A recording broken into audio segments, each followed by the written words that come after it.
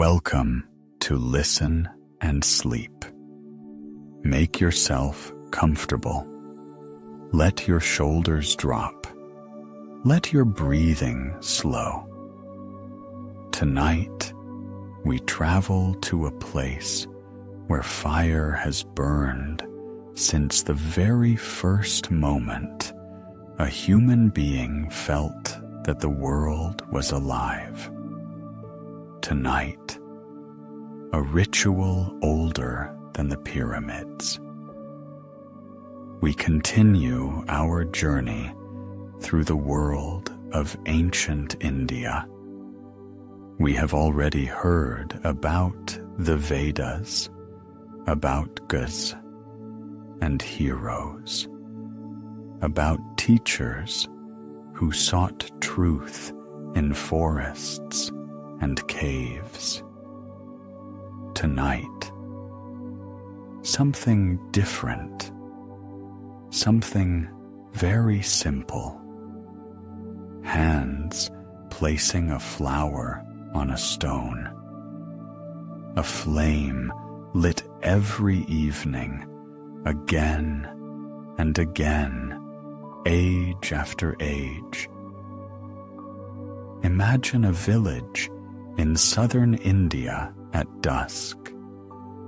The air is still war after a long day, warm and faintly dusty, carrying the smell of earth and wet leaves.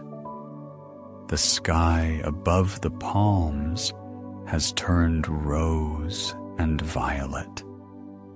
Somewhere far off, a bird calls, and the call dissolves into the silence. In the houses, small lights begin to flicker. In one of those houses, a woman stands before a small altar in the corner of the room. Her movements are unhurried. She does this every evening. And every evening, this moment is a little different from the one before. Her fingers smell of turmeric and jasmine. She gathered the flowers today in the afternoon from the bush beside the gate, while the petals were still wet with dew. Now she arranges them carefully, one by one, before a small image on a brass shelf.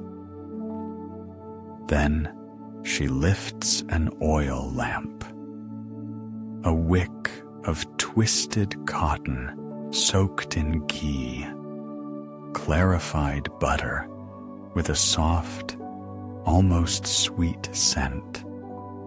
She brings a match close. The flame trembles, shyly at first, then straightens and holds still in the warm, motionless air. A small tongue of fire lights the dark corner. On the brass face, light gathers. She closes her eyes. Just for a moment, she simply stands. She simply breathes. Her lips barely move.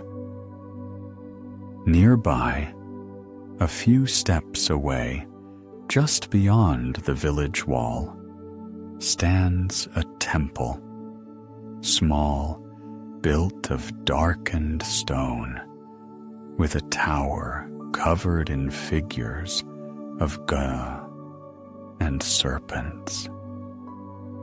Dusk is settling there too. Something important is being prepared. A priest in a white dhoti moves along a dim corridor. He carries a copper tray. on the tray a lamp with several wicks, flowers, a handful of rice, some leaves. His footsteps echo under the stone vaults. He knows every stone in this floor. He has walked it since childhood. He walked it beside his father, and his father beside his father's father. This corridor holds the footsteps of many generations. The priest stops before wooden doors. The doors are closed. Behind them lies the inner sanctuary, the Garbhagriha. There stands the image of the god, dressed in silk and flower garlands. Earlier today, the doors were locked. By tradition, the god was sleeping, resting, as any living being rests in the midday heat. Now it is time to awaken. The priest slowly reaches for the latch. Hold this thought for a moment. Across,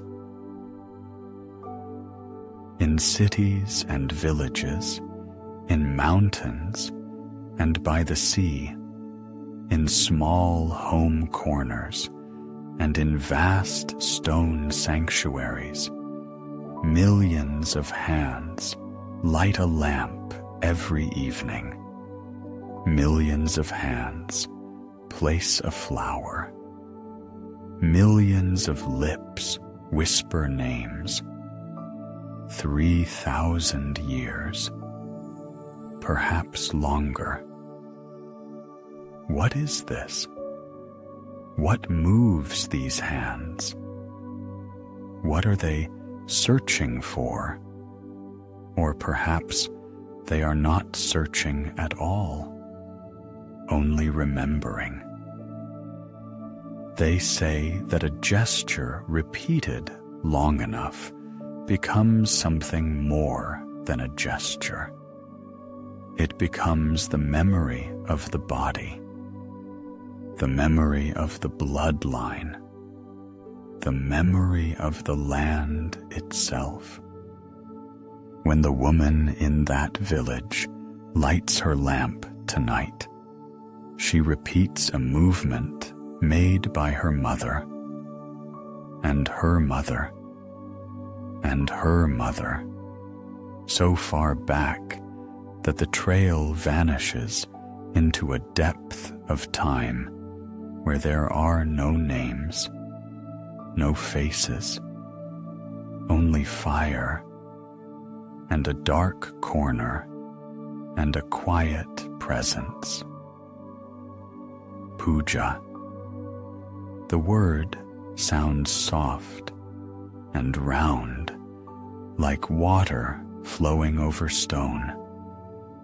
Puja. Many have heard this word. Many have seen it.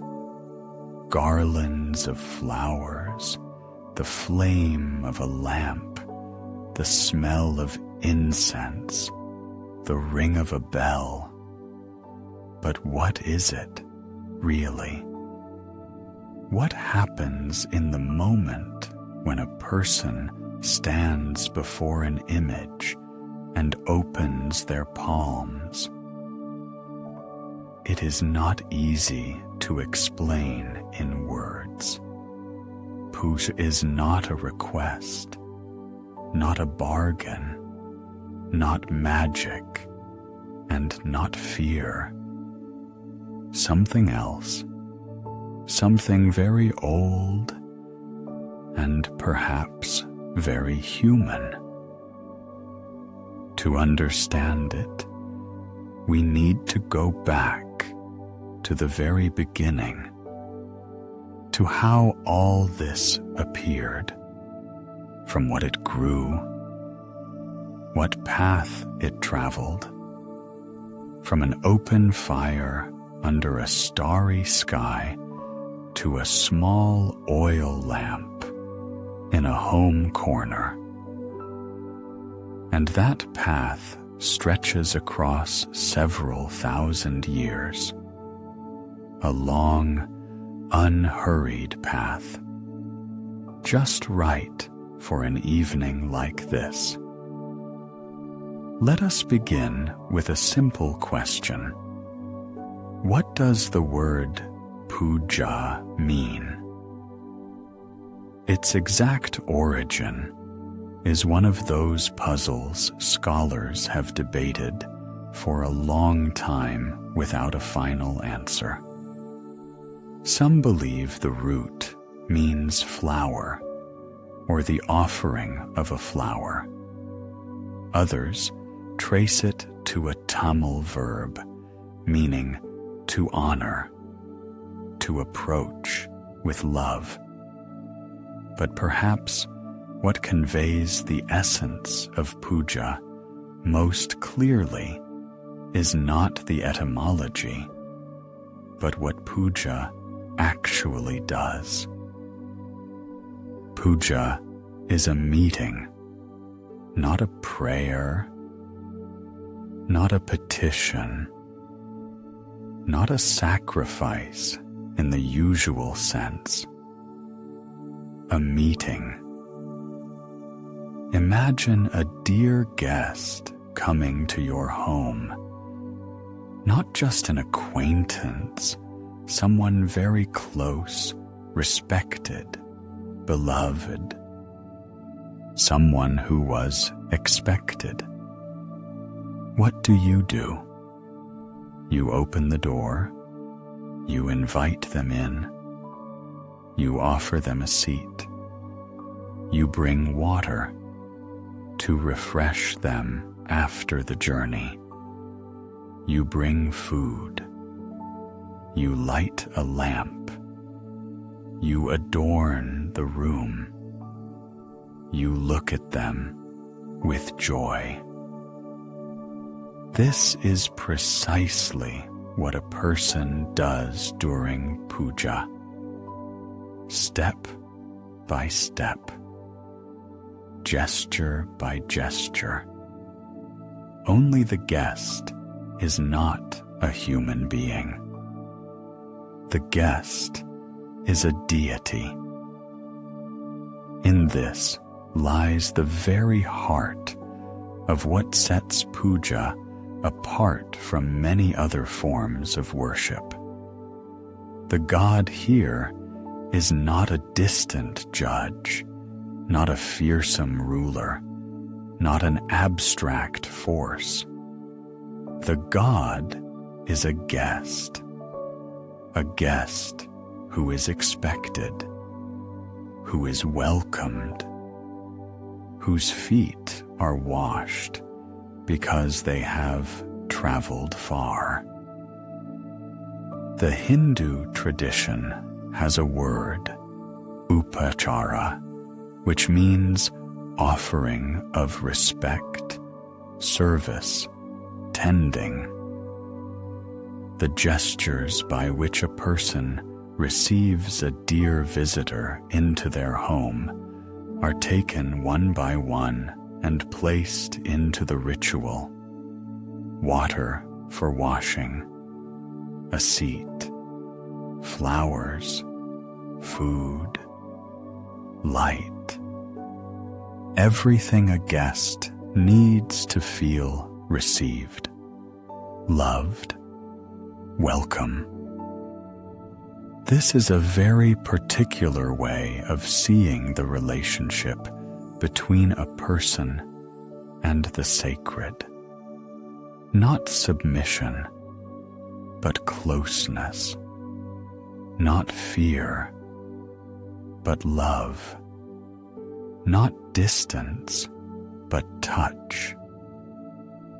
Hinduism is arranged so that the sacred does not live somewhere very far away, beyond 7 heavens, behind an impenetrable boundary that no mortal can cross. The sacred can enter a home. It can sit at a table. It can accept a cup of water from your hands. The line between the ordinary and the sacred is very thin here, so thin it almost disappears. It dissolves in that simple gesture when you open your palms and say, "Come in."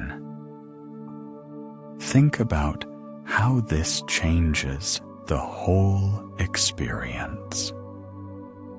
When you wash the floor before the altar, it is no longer cleaning. It is preparing space for a guest. When you bring fresh flowers in the morning, it is not decoration. It is a gift to someone you love. When you light a lamp, it is not just light. It is saying, "Look how glad I am that you are here." Every gesture fills with meaning, larger than the gesture itself. And here is what is remarkable. This principle, the principle of meeting, the principle of hospitality as the highest form of devotion, it was not invented. It was taken from life itself, from the way people have treated one another since the beginning of time on this land. Hospitality in India is not mere politeness. It is almost a religious duty. Atithi Devo Bhava. The guest is God. This phrase from ancient texts has become a saying that every child knows. And if the guest is God, then God is a guest. The circle closes. There is something very touching in this. Not grand and solemn, touching precisely. A person takes the most ordinary gesture, opening the door to a stranger, setting a glass of water before them, placing food on a plate, and says, "This is how I love you, God." Just like this, in a human way, with water and flowers, with a lamp and rice. A person knows no language other than a human one. And in this language, the language of hands and offerings, the language of warmth and care, they speak with what is infinitely greater than they are.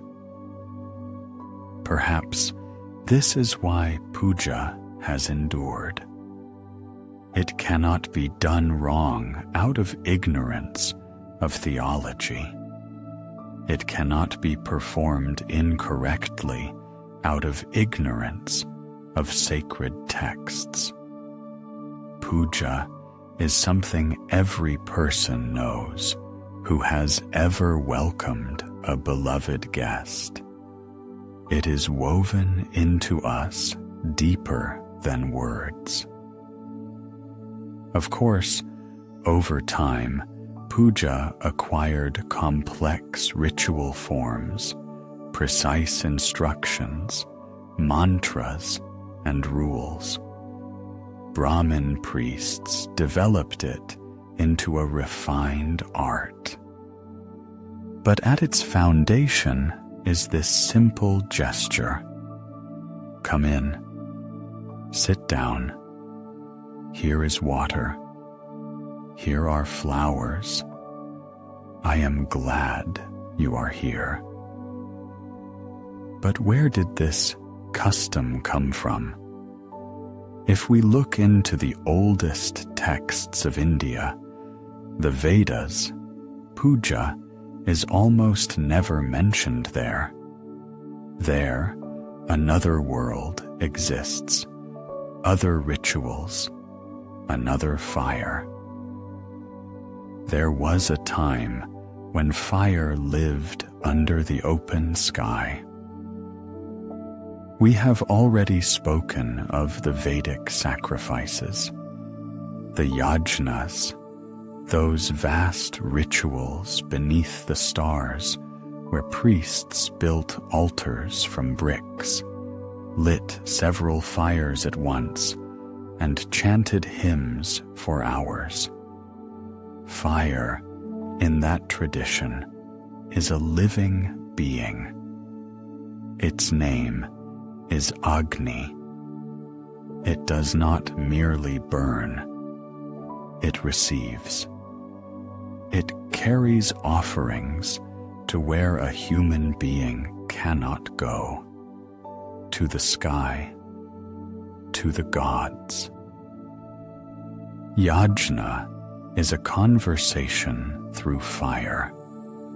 Into it were cast grain and ghee, herbs and wooden chips, while the names of gods were spoken.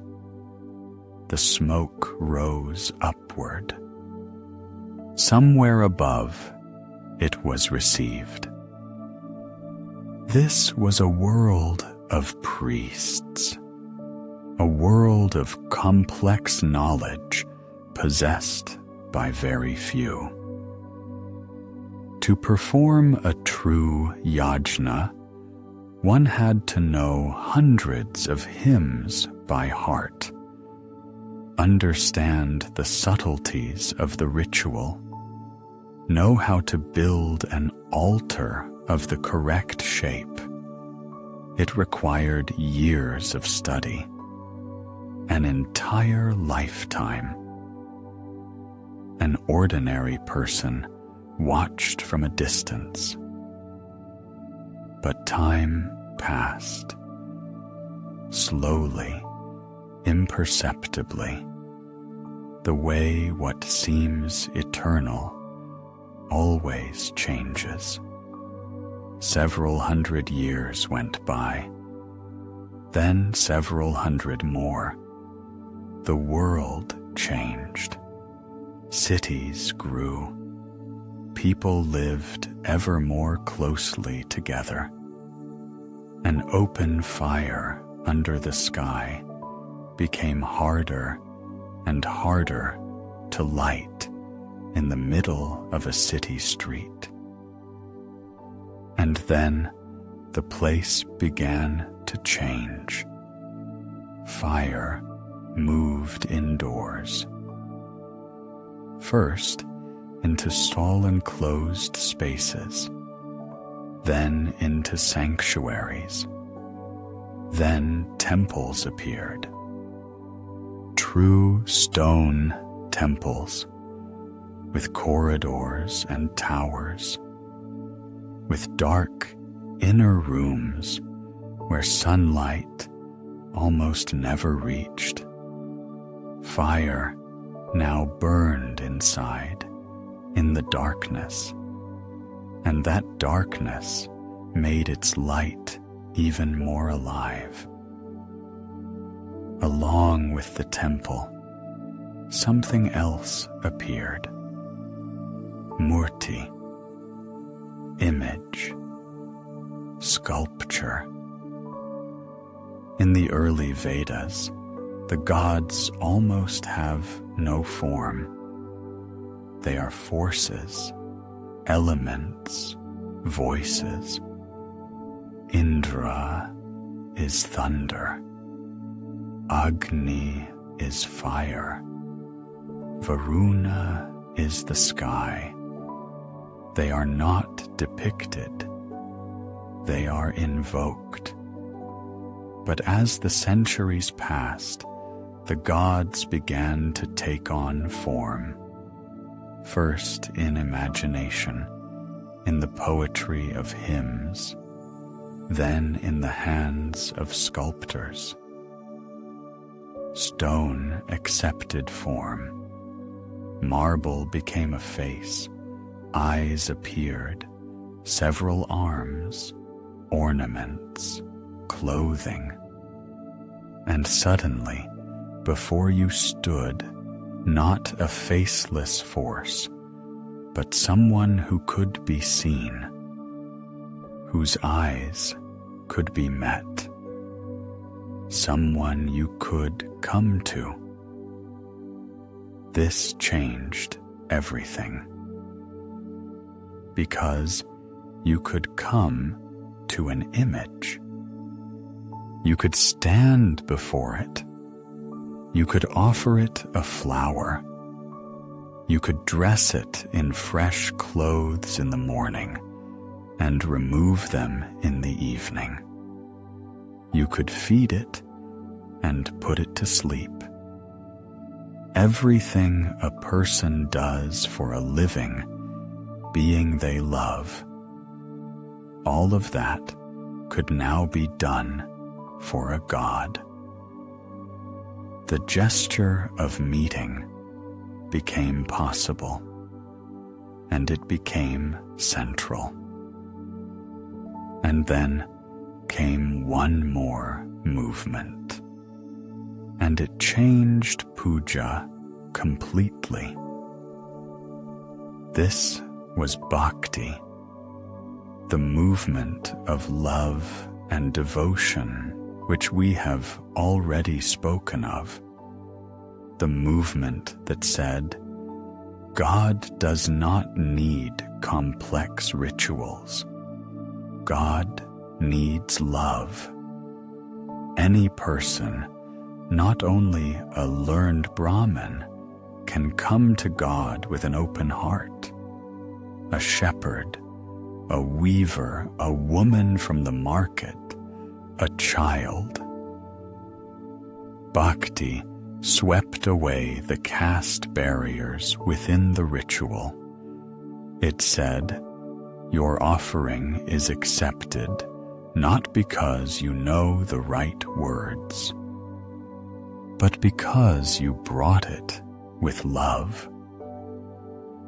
From this union, the old gesture of hospitality, the image in which God dwells, and love as the central currency of the ritual, puja was born in the form that India knows today. By the medieval period, it had become the primary form of worship across the entire subcontinent. In the great temples of the south, in quiet mountain sanctuaries of the north, in small home altars, everywhere the same gesture, the same meeting. Puja absorbed something very important from every age it passed through. From Vedic times, respect for ritual precision, for the correct order of steps. From bhakti, the conviction that love matters more than the rule. From the tradition of hospitality, the simple human language of care. What emerged was something extraordinary in its durability, something that was not broken by conquests, epidemics, or the changing of dynasties. Puja survived all of it. because it does not depend on politics. It does not depend on wealth. It does not depend on education. It requires only one thing: to come and open your palms. But what exactly does the priest do when at dawn he draws the bolt from the doors of the sanctuary? What happens step by step, gesture by gesture, in this ancient ceremony that repeats itself every morning? Dawn has not yet come when the priest is already on his feet. He has washed, bathed in cold water, speaking the necessary words. He put on a clean white dhoti. All of this is also ritual, preparation of body and mind for the meeting. One cannot come to a guest unwashed. One cannot enter the presence of a god with a scattered mind. The priest gathers himself as offerings are gathered onto a tray, carefully, with intention. He walks into the dark sanctuary, still dark. The flame of the oil lamp in his hand throws wavering light on the stone walls. The sound of his footsteps is the only sound in this silence. Before the closed doors, he stops. He speaks words of awakening, quietly, almost in a whisper. Wake. Then he slowly draws the bolt. The doors open. In the darkness of the Garbhagriha, the innermost chamber of the temple, the womb room, stands the image. Yesterday's flowers have wilted. They must be removed. The lamps are out. Everything is still in the half-sleep that has lasted since evening. And it begins, step by step, gesture by gesture, 16 upacharas, 16 offerings. First, invitation. The god is invited to come, to take his place, to accept service. Then, asana, a seat. The priest offers a place as one offers a chair to an honored guest. Then, water to wash the feet. Cool water pours over the feet of the image, trickling quietly into the copper tray below. The feet are the first thing washed when someone arrives from the road. This is a gesture ancient, almost before time. The next step, arghya, water for the hands. Then achamana, water for the lips, a few sips taken.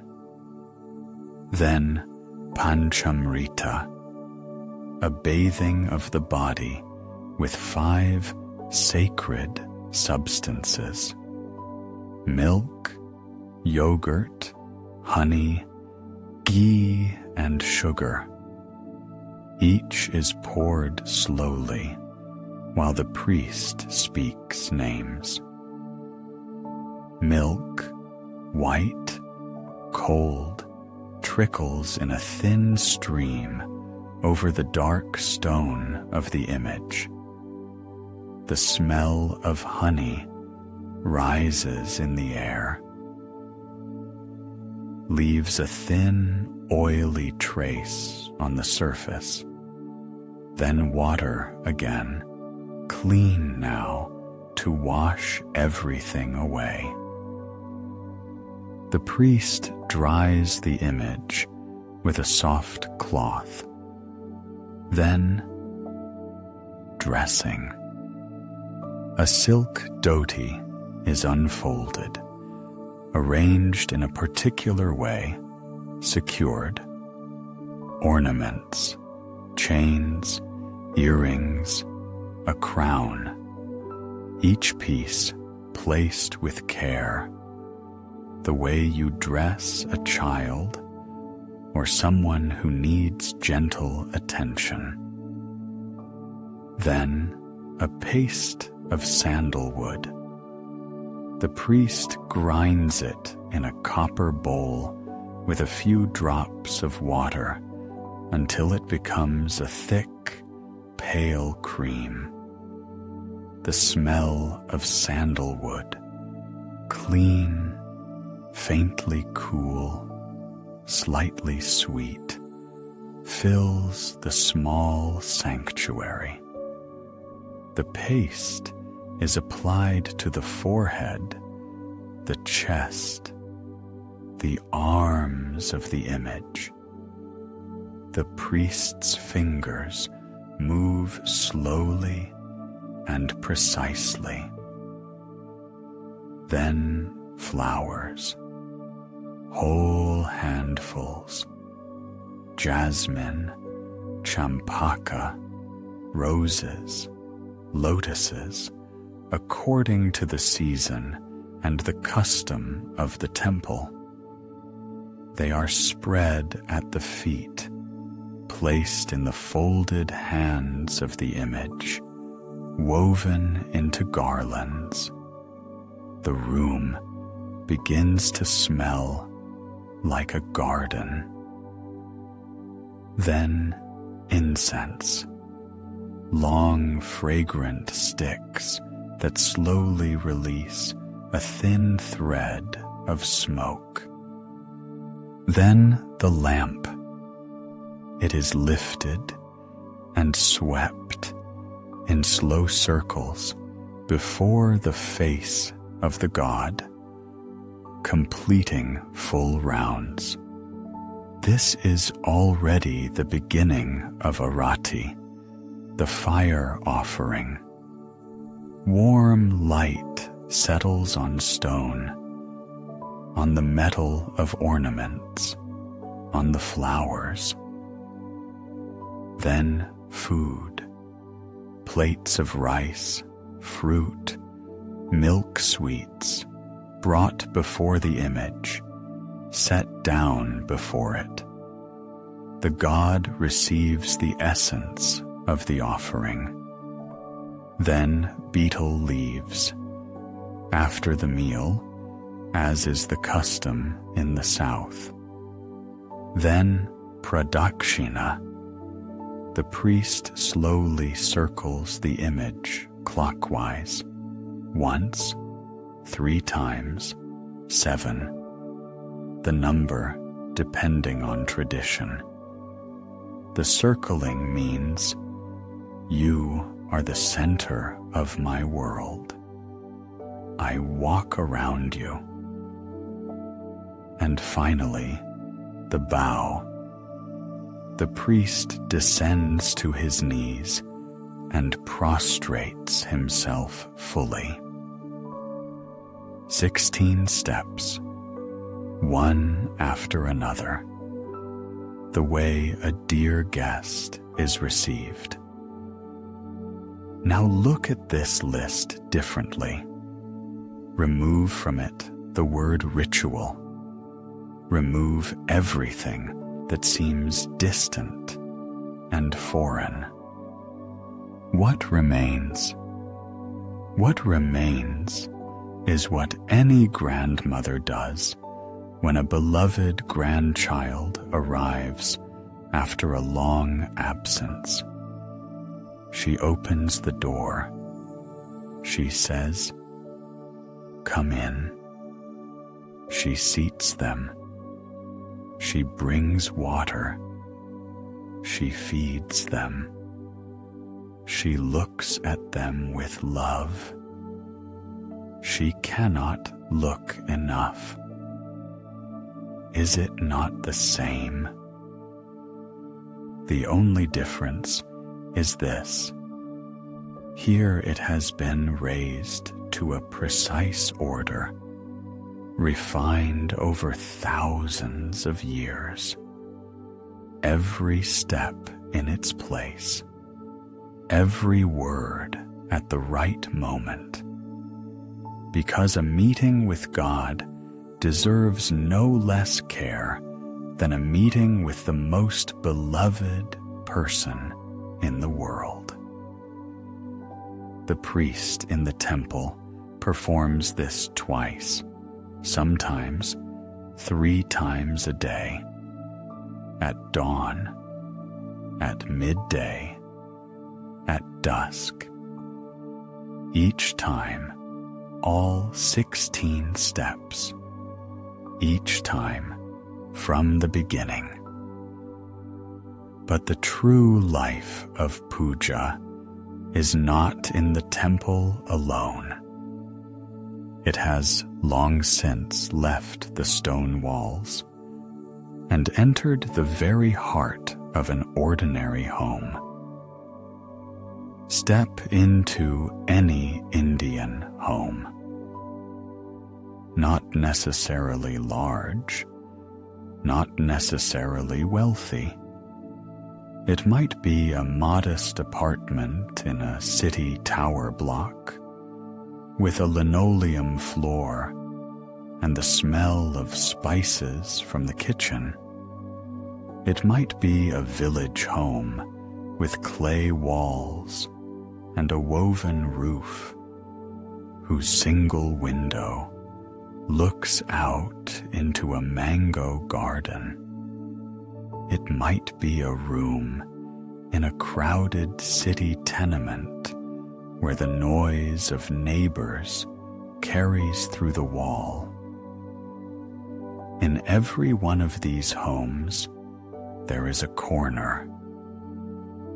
Sometimes it is just a shelf, a small wooden shelf fastened to the wall, just above eye level, so that the images of the gods look down. Sometimes it is a glass-fronted cabinet filled with small figurines and framed photographs. Sometimes, in large, prosperous homes, it is a separate room, small, almost bare of furniture, with a marble floor that is mopped every day. This is the Puja Griha, the place where the deity dwells. On the shelf or in the room stand images of gods. Each family has its own. Ishtadevata, the personal deity chosen by the heart. Kuladevata, the ancestral god worshipped by the forebears, whose name has passed from mouth to mouth through so many generations that no one remembers its origin anymore. Gramadevata, the local god of the village or neighborhood, the guardian of this particular land. They stand together. Ganesha, in almost every home, with his gentle elephant face, Lakshmi, Vishnu, Shiva, the goddess, known by different names, perhaps a few saints whose photographs stand beside the images, a small gathering that watches you every morning. Long before dawn, while the house is still dark, the woman of the house rises. First, bathing, cool water, a full waking of the body. Then she goes to the altar, but not directly. First, the courtyard or the threshold. On the threshold, her hands draw a kolam, a pattern of rice flour, white lines and dots on the dark stone or earth, a design that protects the entrance, a design that says, "People who remember live here." Each morning a new pattern, each morning again, because the one before was worn away through the day. This too is puja.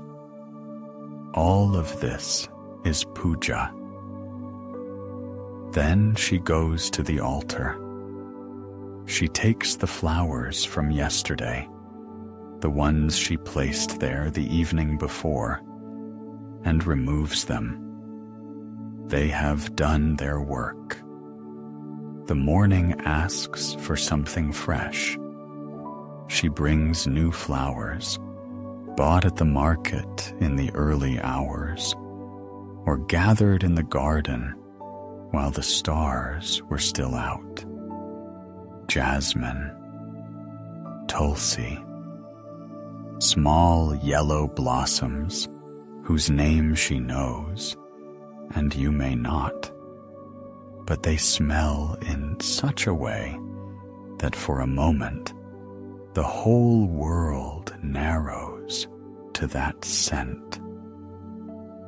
She lights a diya, a clay bowl with a cotton wick soaked in ghee. The flame catches, small, warm, golden. Its light falls on the faces of the gods. The metal surface of Ganesha flares with reflection. In the painted eyes of Lakshmi, something alive appears. The smell of ghee, heavy, faintly sweet, domestic, rises in the air. A smell that cannot be confused with anything else. The smell of morning, the smell of childhood, if you grew up in such a house. A smell that lives in the memory of the body, in the layer where words do not reach. She places before the images a handful of rice, white, uncooked, just grains. Perhaps a small piece of sugar, a few leaves of tulsi. She speaks a few words, briefly, in her own words, or a learned mantra. She moves her palms over the flame. She touches her forehead. All of this takes a few minutes, sometimes 10, sometimes 20. And then the ordinary day begins. but look at what happened. The day began with this, with silence before the altar, with fire, with the smell of flowers, before the thoughts of tasks and worries could fill every space within her. This moment already existed, a moment of stopping, a moment of looking at something larger than yourself. This is not necessarily prayer in the usual sense. It can simply be presence, just fire and silence and a few seconds when you are not in a hurry. Now imagine a child. The child wakes in a house where this happens every morning, still small, not understanding the words, seeing only this. Mother rises before dawn, goes to the altar, lights a fire, golden light, a smell, silence. The mother's voice, quiet, unlike its usual self. Something happens in this house every morning. The child watches, then begins to come closer, then asks, "May I place a flower too?" The grandmother takes the child's hands and guides them over the flame, slowly, in a circular motion. She touches the child's palms to the child's forehead. "Just like this," she says, "simply like this." The child grows up, and in their hands, this gesture. They do not know where it came from.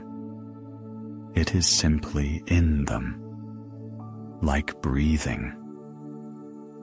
They say that the deepest things are not explained, but shown, not told, but done alongside, so that you watch and remember, not with the mind, but with something else, something that does not forget. The altar in the home is not just a place for gods. It is a place where every morning begins with a pause, with a reminder, with a quiet, "Yes, I remember that there is something in the world that is larger than my work and my worries." And what is the temple itself? That great house which not one family, but an entire people builds for the god? Where do these stone colossi come from, visible from afar, their towers seemingly reaching for the sky? The home altar is small, sometimes just a shelf, a brass figure, a few flowers already slightly drooping by evening. But from that small shelf, an invisible thread extends all the way to a mass of stone standing several centuries and several 100 miles away, to the temple. The temple in the Hindu tradition is not a house for worshippers, not a meeting hall, not a place where people gather to perform something together. The temple is a body, the body of the God himself, living, raised vertically toward the sky. When the ancient architects of India drew the plan of a future sanctuary, they began with the body. The temple has feet, a foundation going deep into the earth. It has hips, the lower tiers with bas reliefs, figures, and niches. It has a chest, the spacious hall where the worshippers stand. It has shoulders and arms, the side galleries. And it has a head, the tower Shikara, rising above everything. It is called the Vimana. It stretches upward like a finger pointed at the sky, like a cry of wonder frozen in stone. The body of the god knows no accidental lines.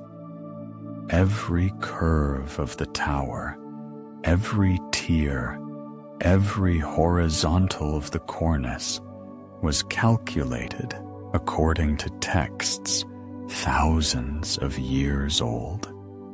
These texts are called the Shilpa Shastra, the science of the art of form. They describe everything: how the foundation should relate to the height of the tower, which direction the main entrance should face, how far apart the columns should stand. But the most important thing is what is hidden inside, at the very heart of the temple. It is called the Garbhagriha. The word comes from two: Garbha, womb, and Griha, room. The womb room, the belly. Here, in this small stone room, with not a single window, the image of the deity resides. There is no natural light here, only a lamp. Its flame trembles in the dense shadow, drawing a warm circle around the bronze or stone face.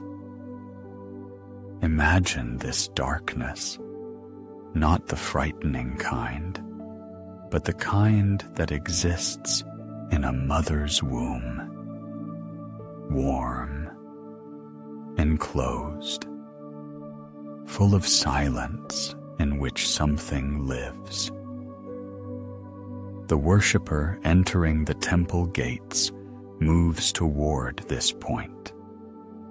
They walk from the outer world, with its noise, its anxieties, its light, ever deeper, ever darker, ever quieter. Each step is a step inward. The corridors narrow, the ceiling descends, the air thickens with incense, the sounds outside fade. And when at last they stand before the door of the Garbhagriha, they are no longer quite the person who entered from the street.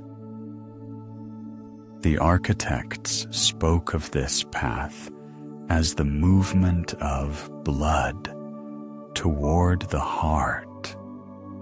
Blood flows along its channel, from the periphery to the center, from the surface to the very depth where the source of life beats.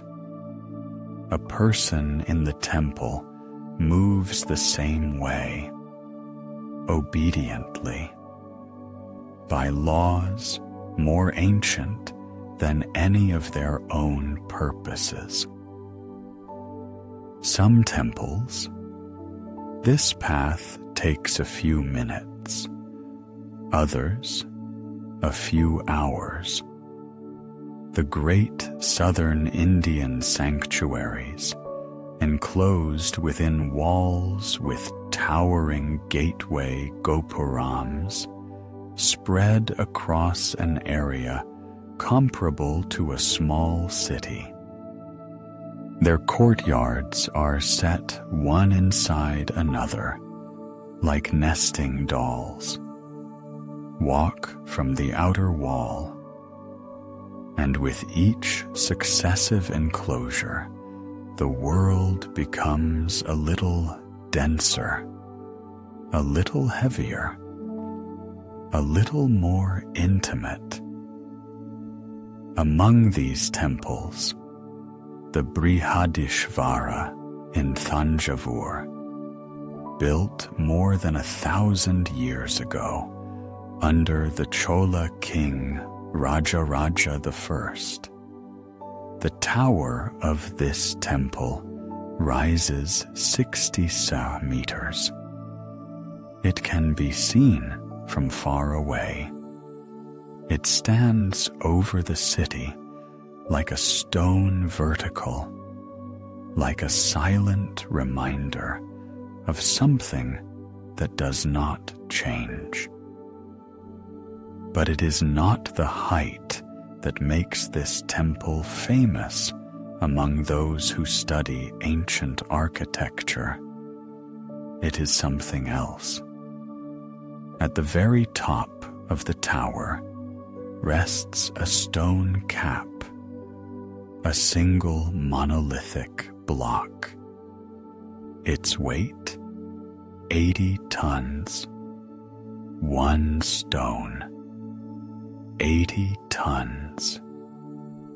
Raised to the height of 6 meters more than 1,000 years ago. No one knows exactly how this was done. Not a single ancient text offers detailed instructions.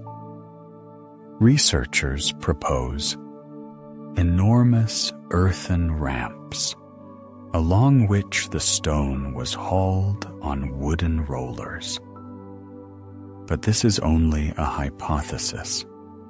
The mystery remains. The stone rests where it was placed, quiet, indifferent to any theory. Perhaps this is part of the design.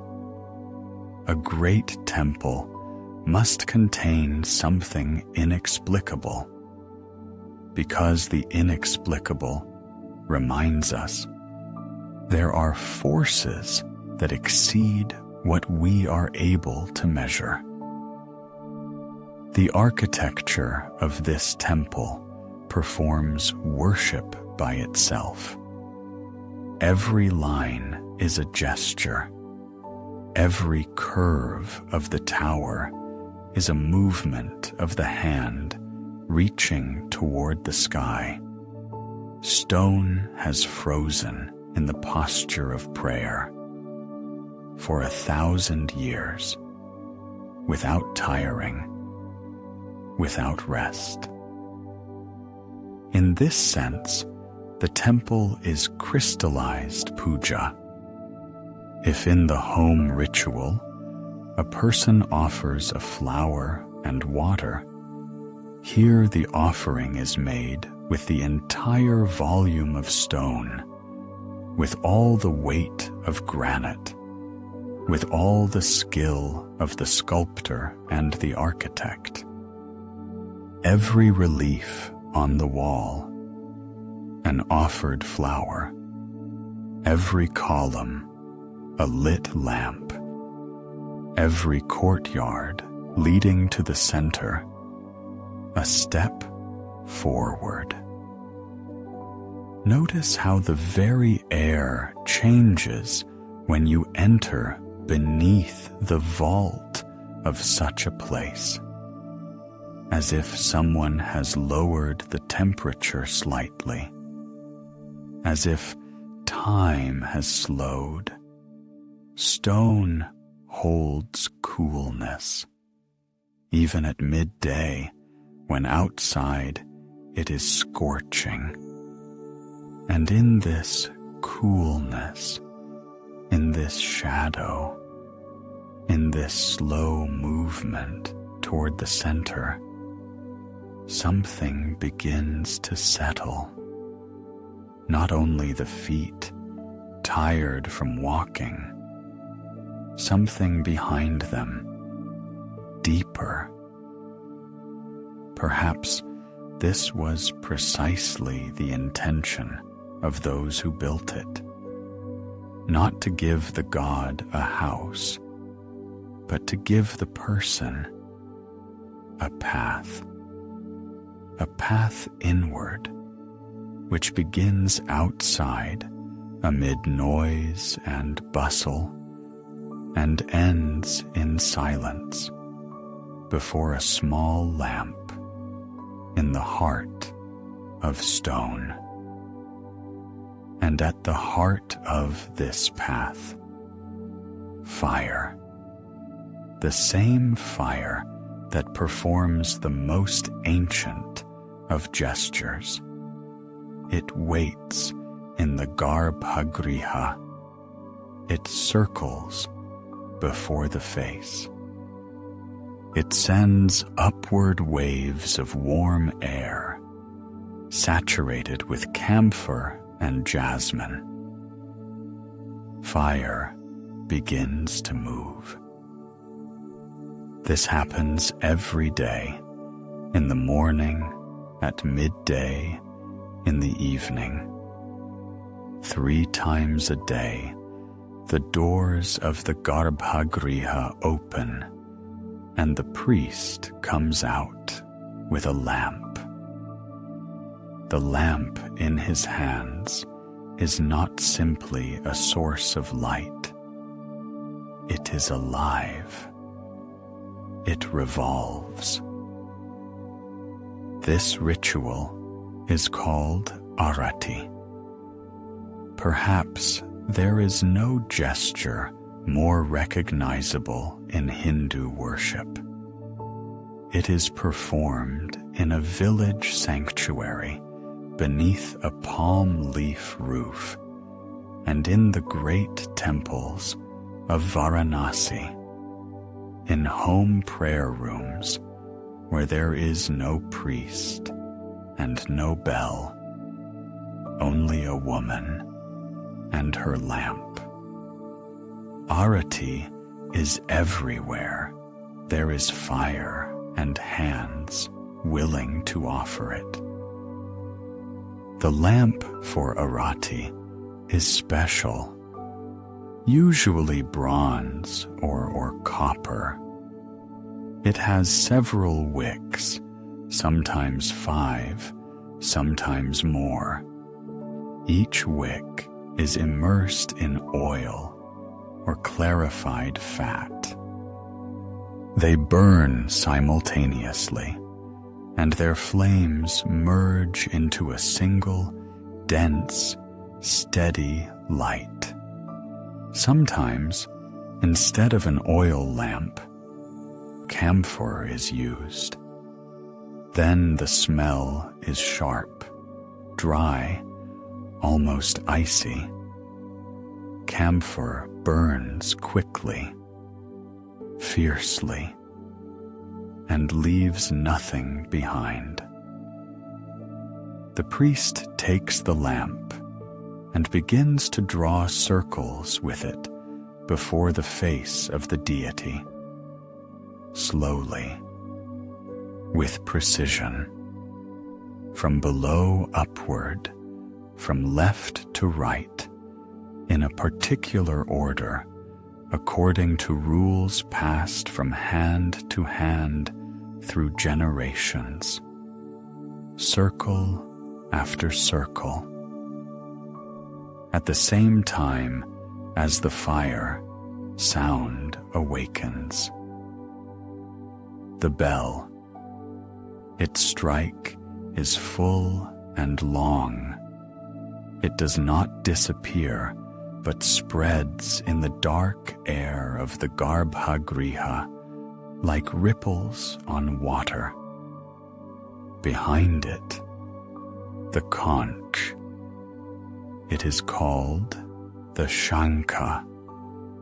The priest raises it to his lips, and from it bursts a low, droning sound, like the voice of the sea itself. This sound is not beautiful in the usual sense. It is primordial. It is so old that it seems you hear it not with the ears, but with something deeper. Then voices. Those who came to the temple begin to sing, or simply to intone the names of the god. The voices are uneven, untrained, different, but together they create a hum that fills all the space. It rises to the low ceiling, reflects off the stone walls, returns as a wave of warmth. Warm air moves upward. You feel it physically, like a touch, especially when there are many flames, many bodies, and the ceiling is low. Imagine this space, a small stone room, dark, dozens of people standing shoulder to shoulder. The lamp traces a slow circle. The bell does not cease. The smell of heavy, sweet, faintly rancid, mingles with the smell of camphor, which is dry and sharp, like the first snow.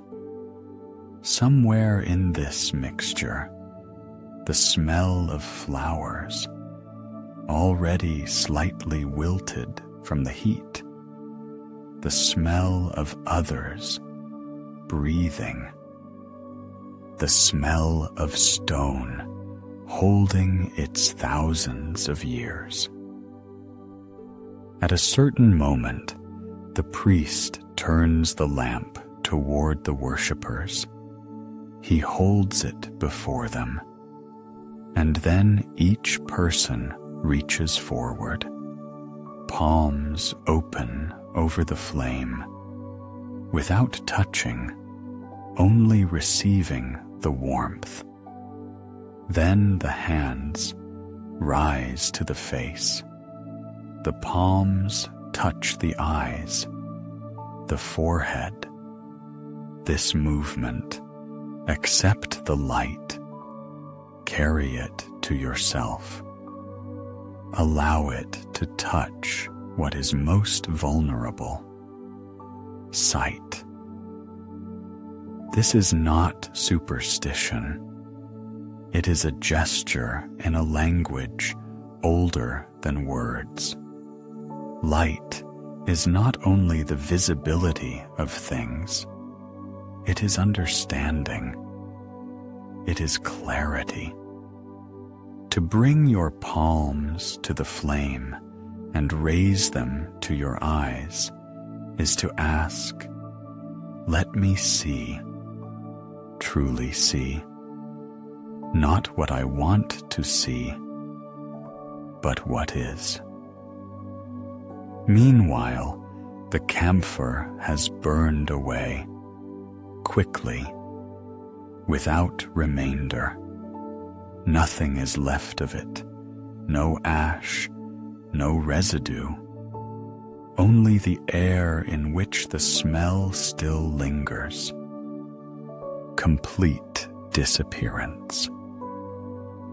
In this lies an ancient meaning. Camphor is the image of the self dissolved in light, dense, full, with a sharp smell.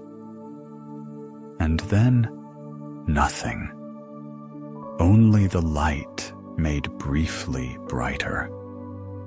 This is not death. It is a different word, something for which there is no exact translation, something between dissolving and becoming. Arati is performed before dawn, at midday, at dusk. Each time the temple awakens, fills with sound and light, and grows quiet again. This rhythm is like breathing. Inhale and exhale, fire and silence, presence and rest. There are places where Arati is especially renowned. In Varanasi, on the banks of the Ganga, the evening Arati is performed directly on the steps descending to the water. Young priests in orange robes stand there, each holding a multi-tiered metal lamp with dozens of flames. They move in unison, synchronously. The flames describe the same circle. The reflection trembles in the dark water of the river. Thousands of people watch from the banks and from boats. But even this vast ceremony is simply an enlarged version of the same small gesture, the same hand with a lamp, the same slow circle. The essence of the ritual does not change according to how many people perform it. One person with a clay bowl in a village and 100 priests at the great river are doing the same thing. They raise fire before what they revere. They say without words, "Here is light. Here is warmth. Here is everything I can give you right now."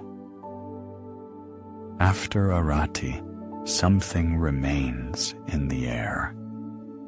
Not only the smell, something harder to name, as if the room, just filled with movement and sound, has become a little quieter than it was before, as if the silence has grown slightly deeper.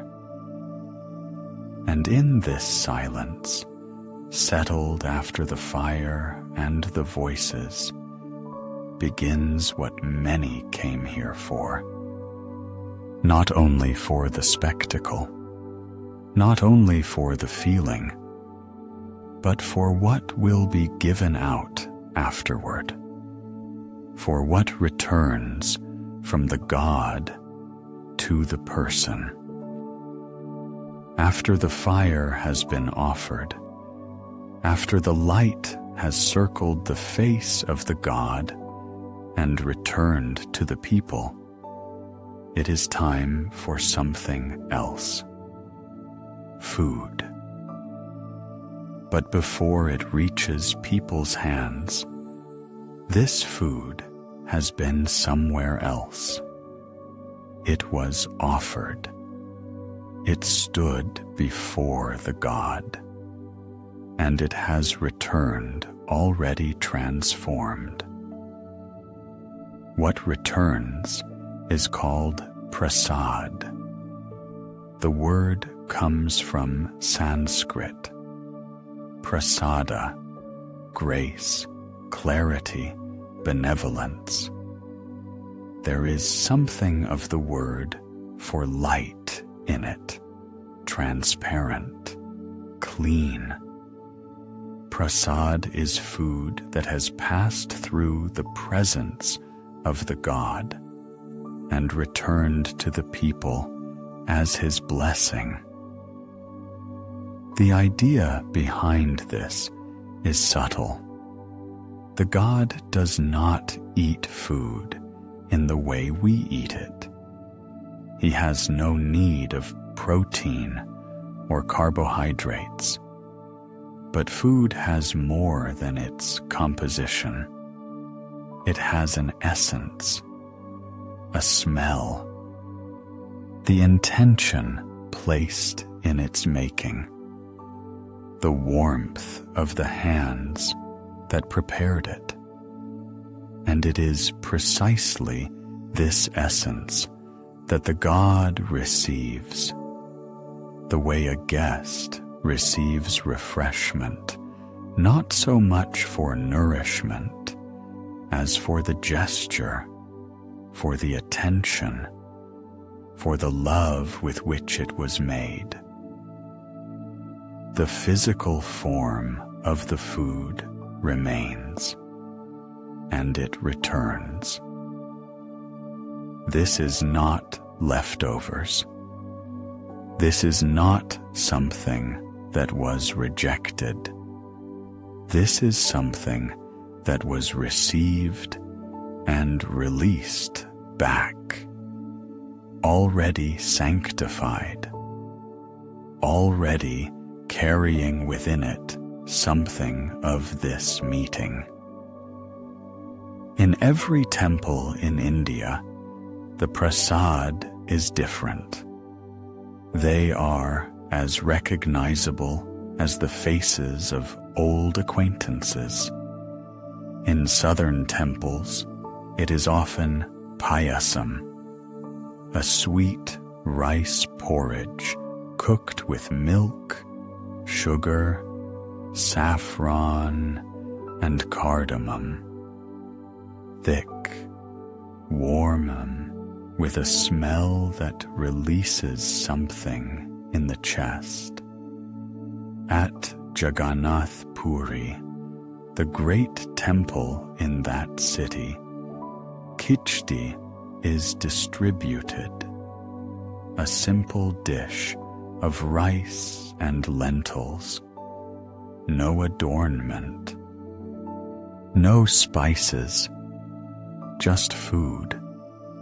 But precisely this simplicity makes it special. And then there is Tirupati. This temple stands in the hills of Andhra Pradesh, in the south of the country.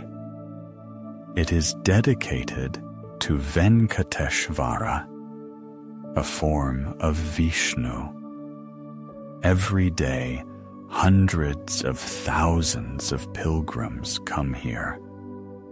The queue to the main sanctuary stretches for hours.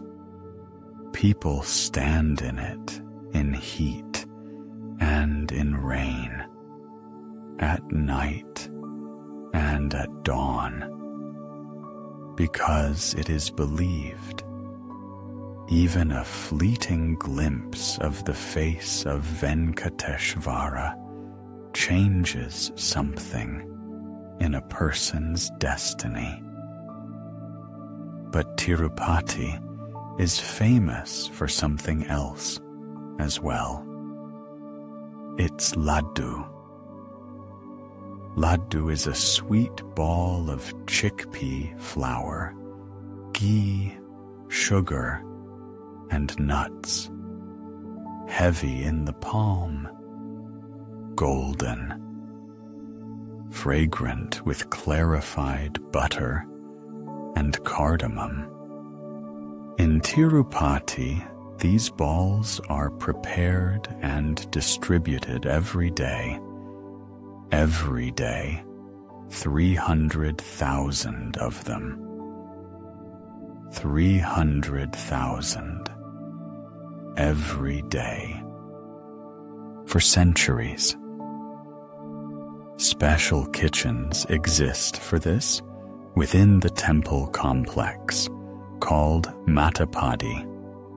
Hundreds of cooks work in them. The technique has not changed for centuries. The same proportions, the same sequence, the same weight for each laddu, 175 grams. The recipe is protected and considered part of the sacred heritage of the temple. When a pilgrim receives this warm ball in their palm, they hold in their hands something greater than a sweet. They hold something that was here before them, that will be here after them. A continuity that was not interrupted under any ruler, through any turning of the ages. And in Puri, there is another mystery connected to Prasad. In the temple of Jagannath, food is prepared in 7 clay pots placed one on top of another, directly over the fire. Logic suggests the bottom pot should boil first. It is closest to the fire. But the opposite happens. The top pot boils first. Always. This has been observed again and again over the centuries. Scientists have come with thermometers and notebooks. There is no explanation. Perhaps no explanation is needed. Perhaps the mystery is part of the offering too. Prasad is shared with everyone. This is especially important. In a country where hierarchy was embedded in life for thousands of years, at the steps of the temple, that hierarchy retreated. Under the roof of God, everyone is one family. A wealthy merchant and a poor porter received the same ball from the same hands. They ate the same thing. They stood together. This is not merely a gesture of equality. It is a statement about the nature of things. Prasad is not divided according to merit. It is not earned. It is not purchased. It is received simply because you came, simply because you held out your hand. Perhaps this is the central lesson. Not in the sweetness, not in the recipe, not in the mystery of the pots, but in the movement itself, when the hand opens to receive. When something is accepted without negotiation, without conditions, without keeping score. To receive Prasad is to agree to be fed, just like that, without reason, only because you are here. And holding this warm, heavy ball in their palm, the pilgrim thinks, or does not think, simply feels, that the earth beneath their feet and the sky above their head are arranged exactly this way, that there is something which is simply given, that you were expected, that something was prepared for you, that you are home. But why a flower? Why water? Why a leaf of tulsi and not a pearl? Why the simplest things, and precisely they, lie at the foundation of all this? Look at what rests before the image on any Indian altar. A flower, a leaf, a handful of rice, a little water in a copper vessel. All of this can be found by the roadside, in a garden, at any well. All of it is available to a person who has nothing but a body and hands. Puja does not require wealth. It does not require rarities. The poorest pilgrim and the richest merchant bring the same thing. What grows from the earth, what flows from the spring. And this is not coincidence. It is a choice, deep, considered, rooted in an understanding of a world where the border between sacred and ordinary is transparent or does not exist at all. A flower in puja is not mere decoration. It is an image. A flower opens. It does not hold itself closed. It opens to face what comes. In the morning, a closed bud slowly unfolds its petals, not asking the sun's permission, not waiting for a reward.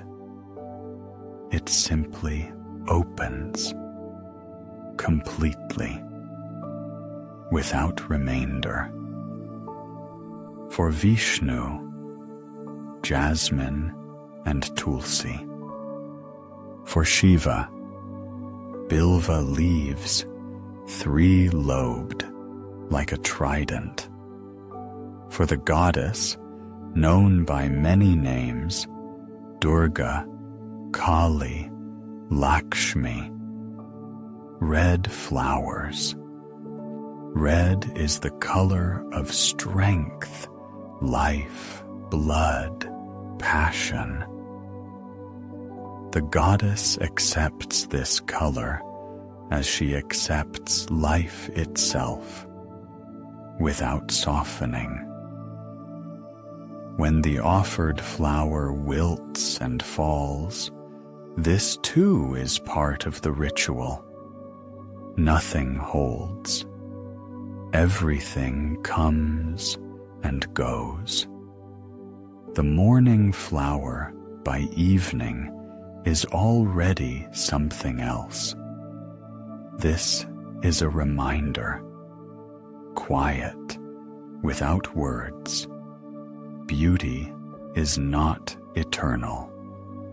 And this is precisely why it is beauty. Water.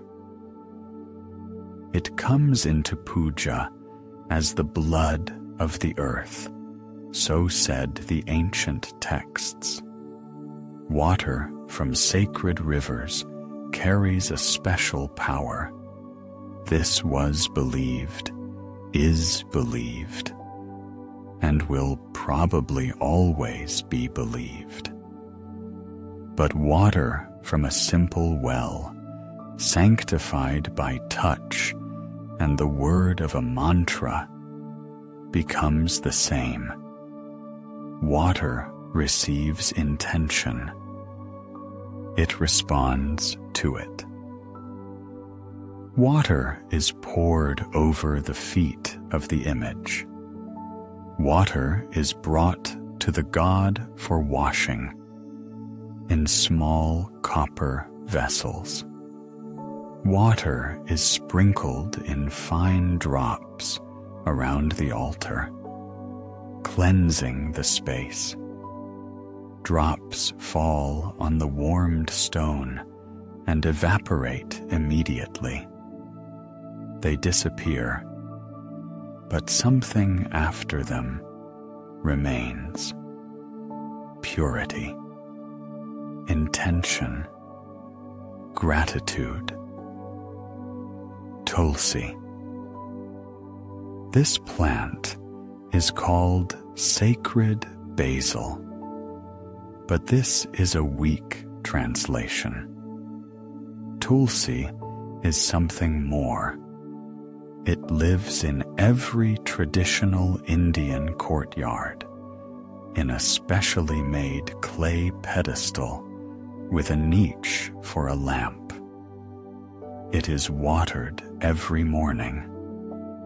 A fire is lit before it at dusk. It is not simply a plant. It is itself the presence of Lakshmi, goddess of prosperity and beauty. Without leaves of Tulsi, no offering to Vishnu is performed. This rule has no exceptions. Even if everything else is present, flowers, rice, lamp, incense, without Tulsi, the puja of Vishnu is incomplete.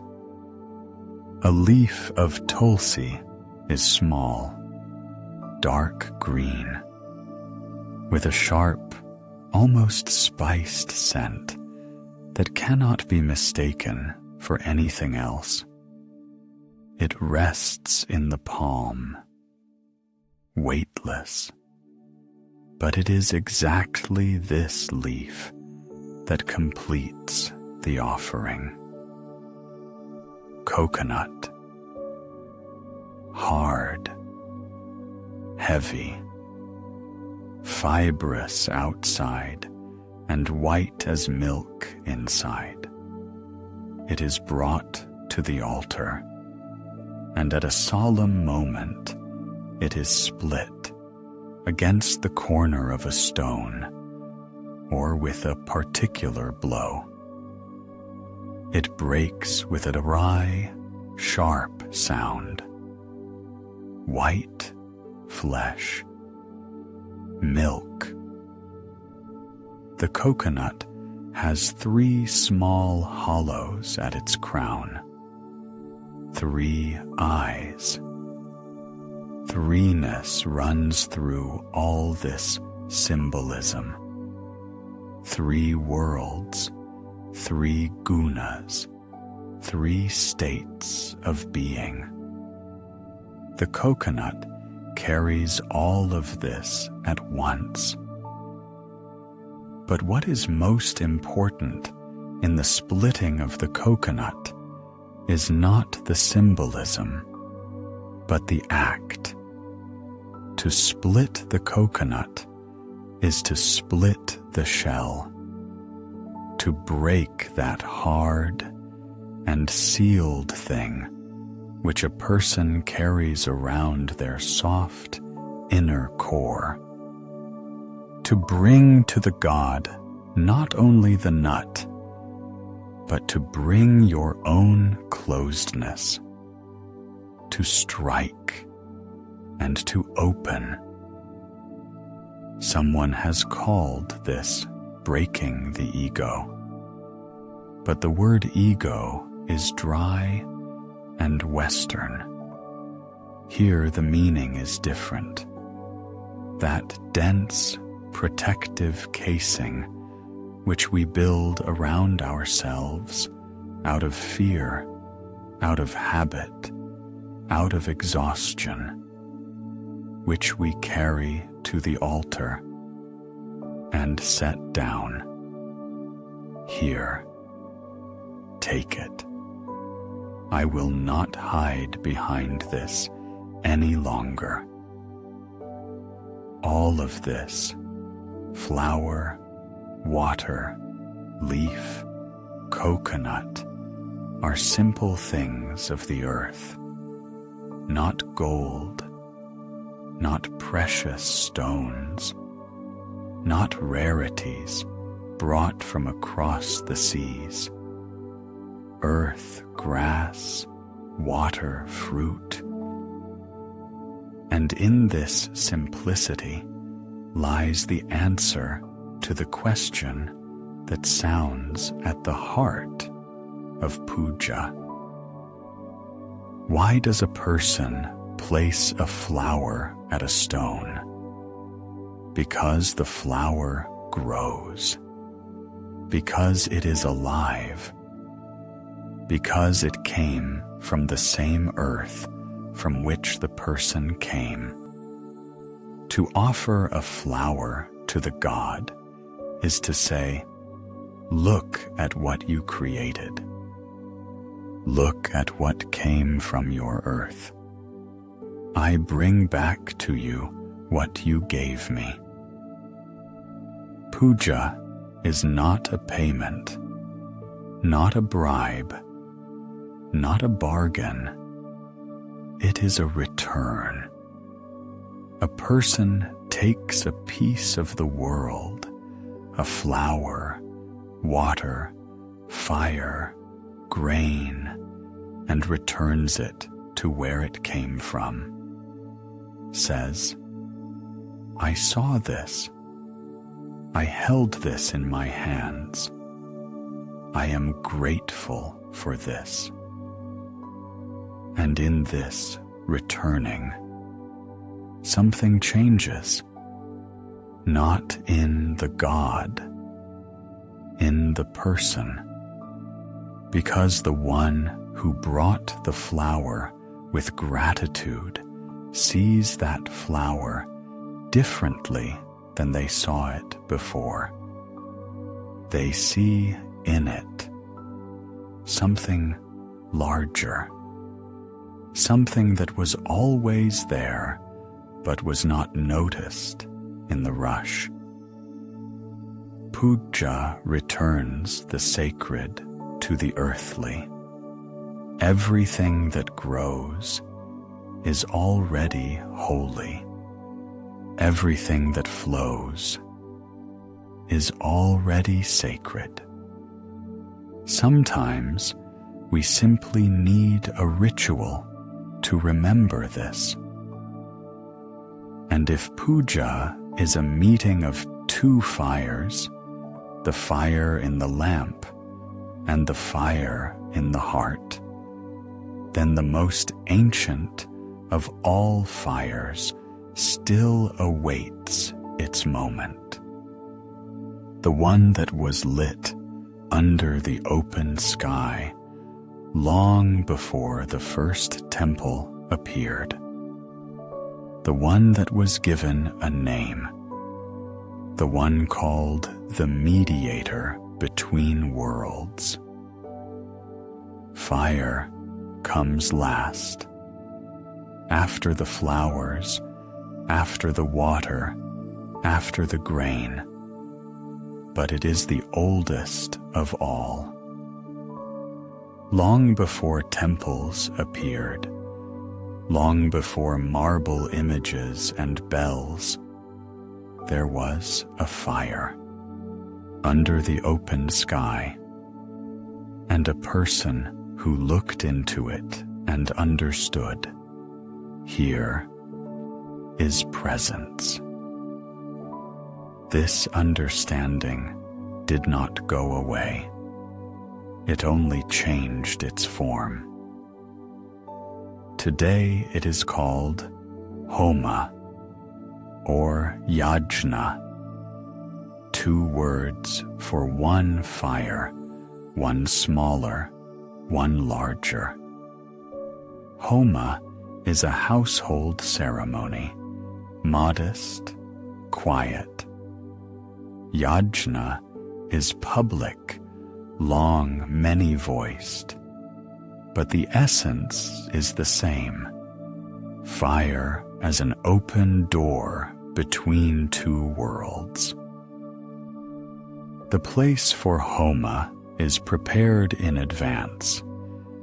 The priest or the householder marks off a square of ground. Sometimes it is simply a corner of the courtyard. Sometimes a special place in the temple covered with red sand.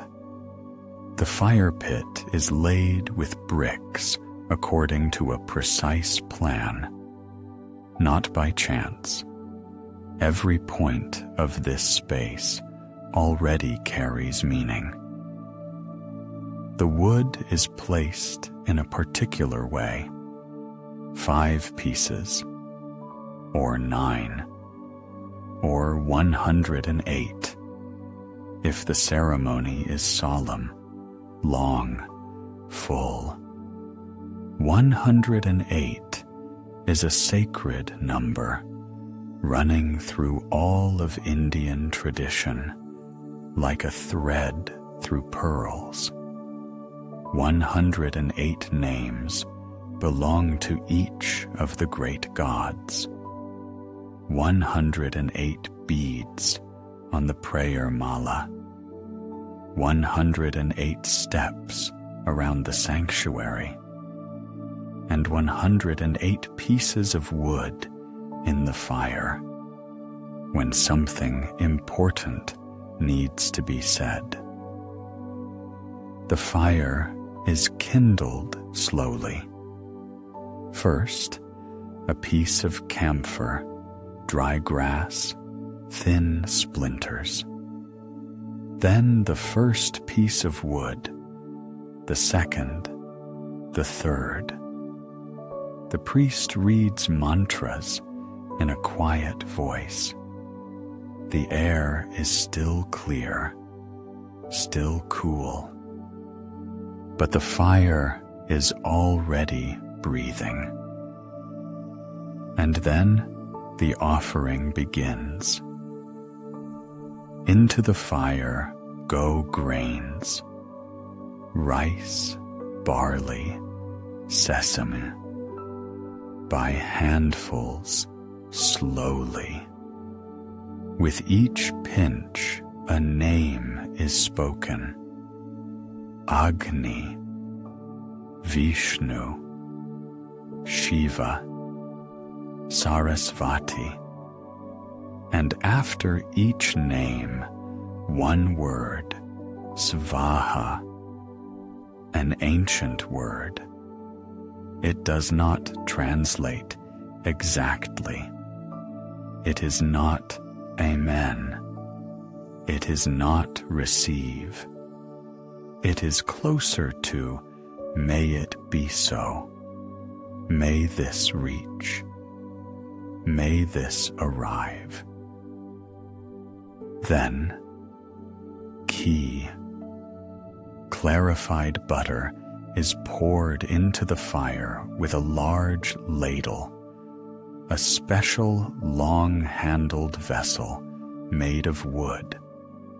The fire flares, rises higher. Its voice changes from a steady crackle to a loud, almost contented roar. The smell. This is what remains in memory after Homa. A heavy, faintly sweet smoke.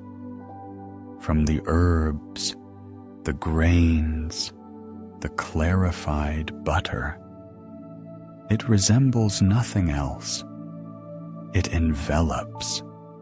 It stays in the clothing, in the hair, on the skin, long after the fire has gone out.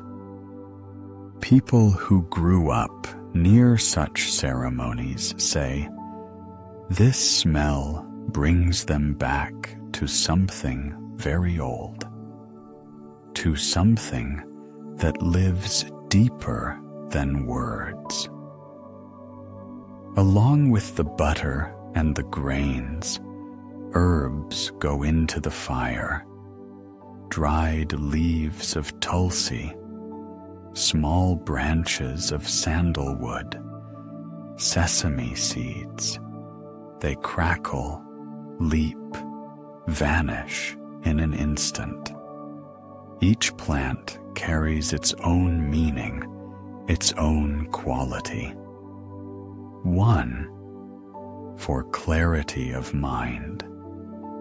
Another, for health.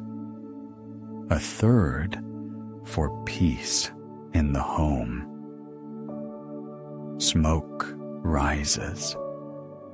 A thin, white column, or gray, scattering on the wind. The priest watches it ascend. Sometimes, from the flame, a golden spark leaps out and flies upward to where there is nothing but sky. This is a good sign. They say the offering has been received.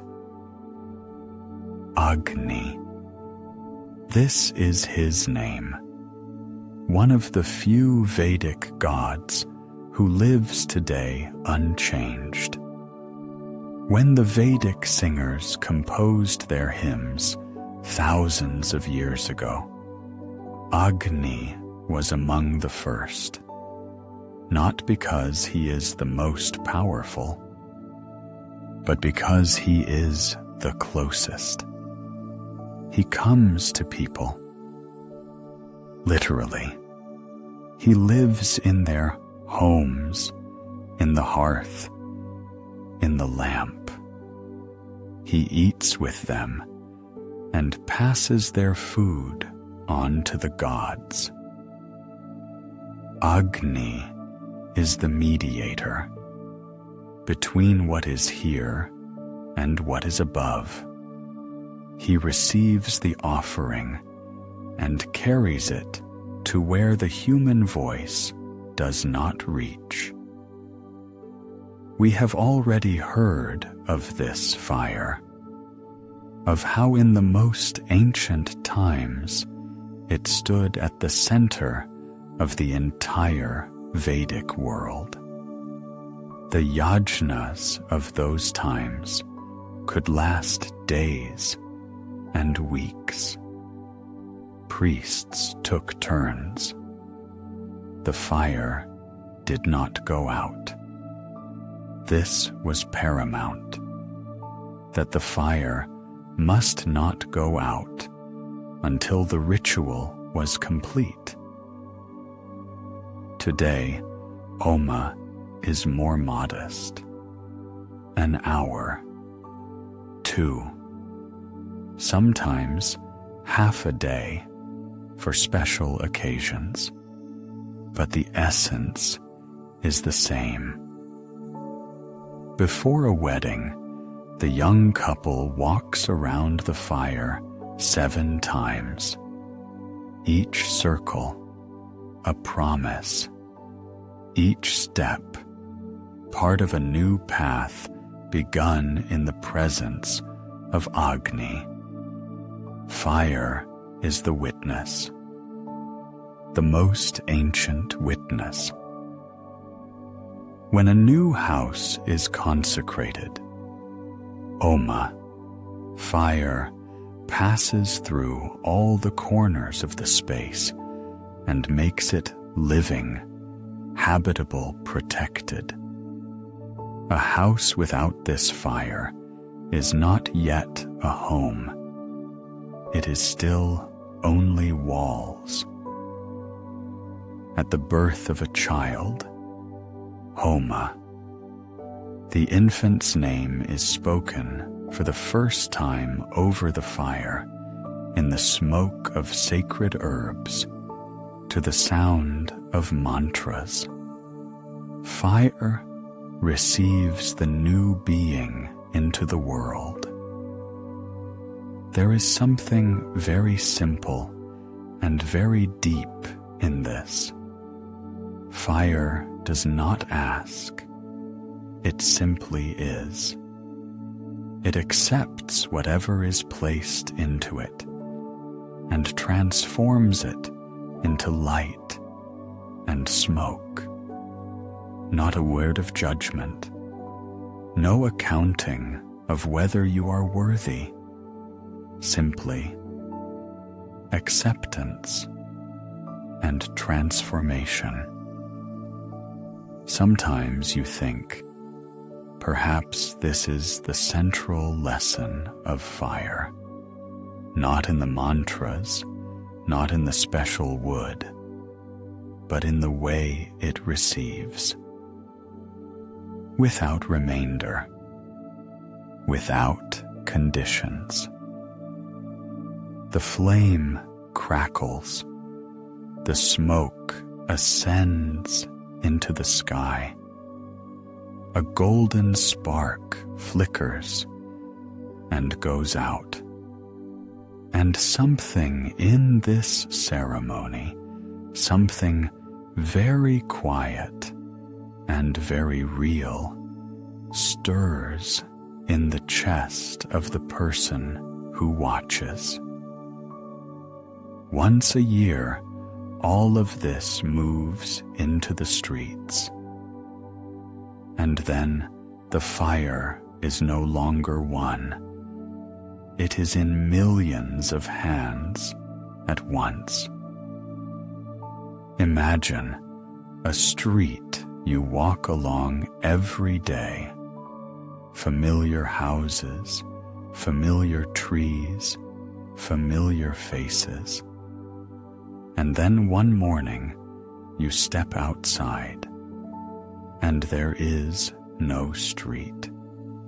There is a river of people. There are drums. There is the smell of flowers and smoke, so dense you can almost touch it. And above all of this, a face.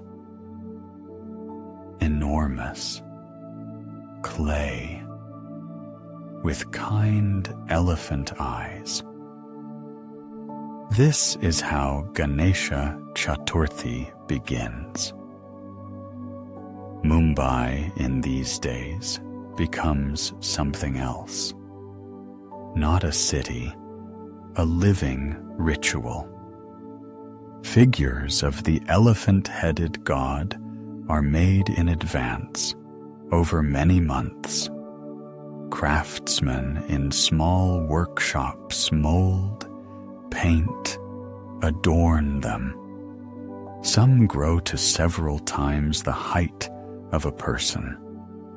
They gaze from balconies, from trucks, from temporary platforms at intersections.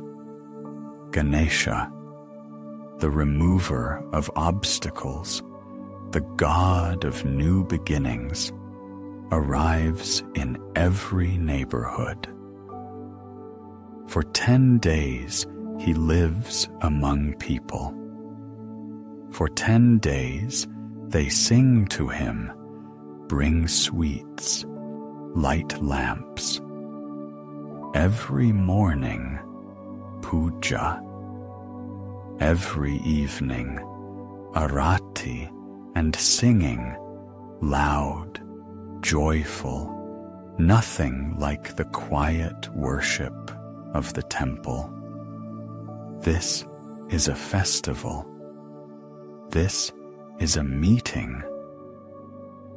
And then, on the 10th day, farewell.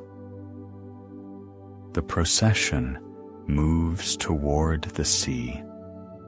Thousands of people carry their Ganesh figures in their arms, on their shoulders, on special litters. Drums thunder. The smell of flowers mingles with the smell of salt water. Someone weeps. Someone sings. Someone simply is silent, holding the great clay figure by the ear, the way a child holds an adult by the hand. And then, immersion. The figure enters the water. The waves receive it. The clay dissolves. The form departs. They say, this is not loss. This is a return. The God comes from the invisible and returns to the invisible, through water, through earth, through air. The form was temporary. The meeting was real. There are festivals loud as Ganesha Chaturthi.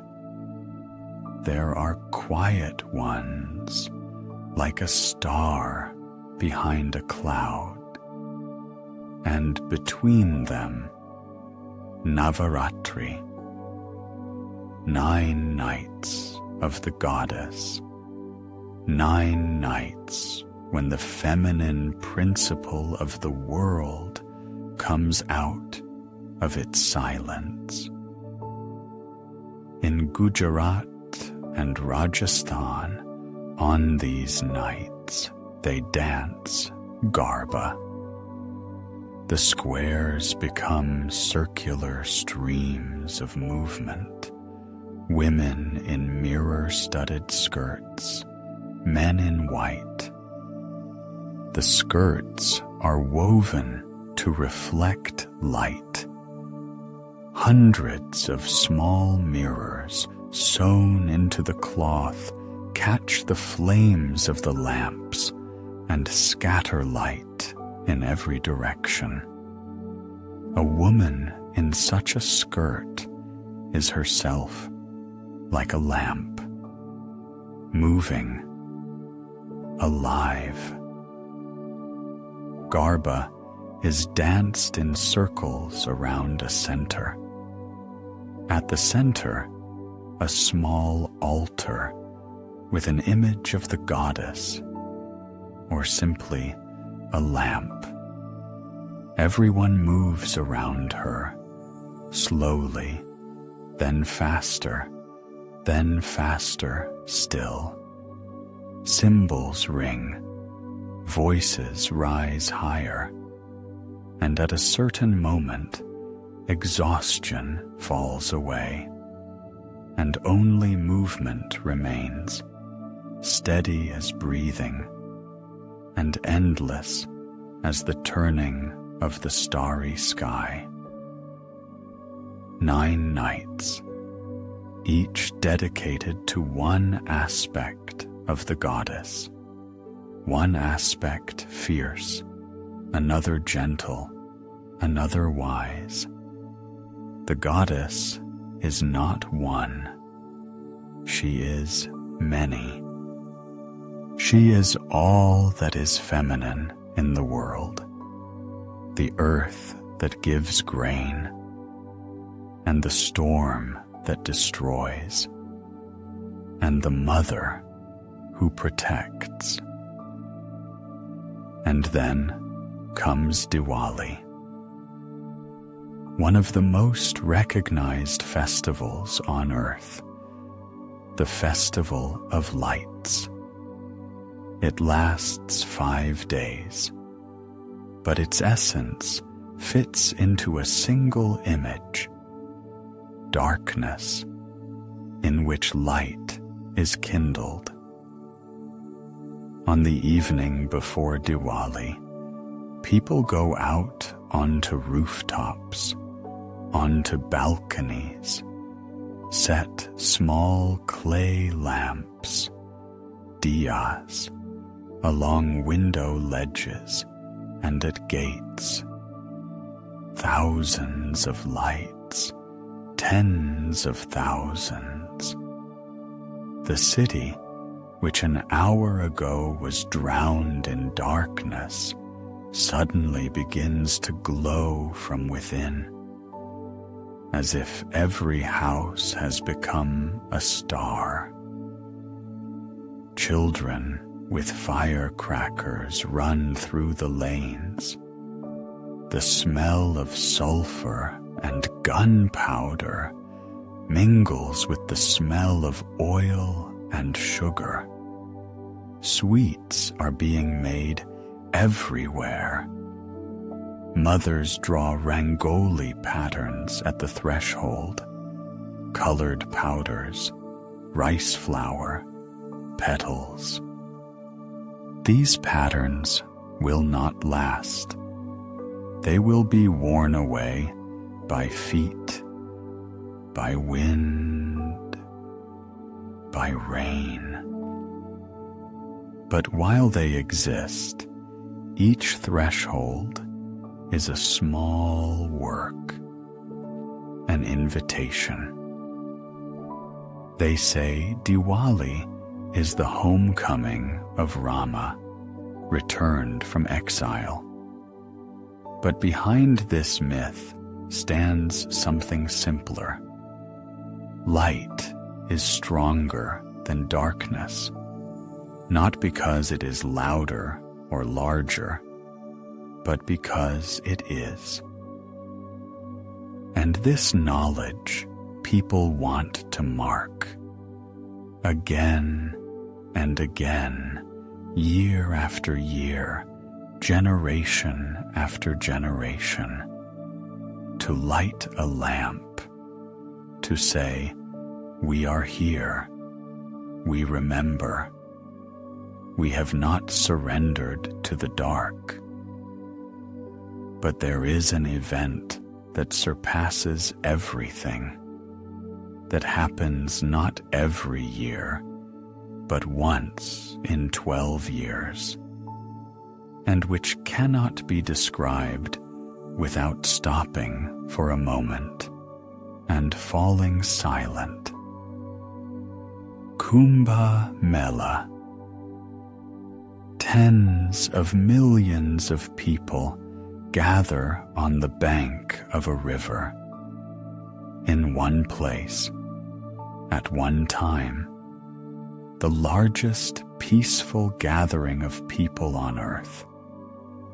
Scholars and journalists every 12 years are struck again and again by this number, more than the population of many countries.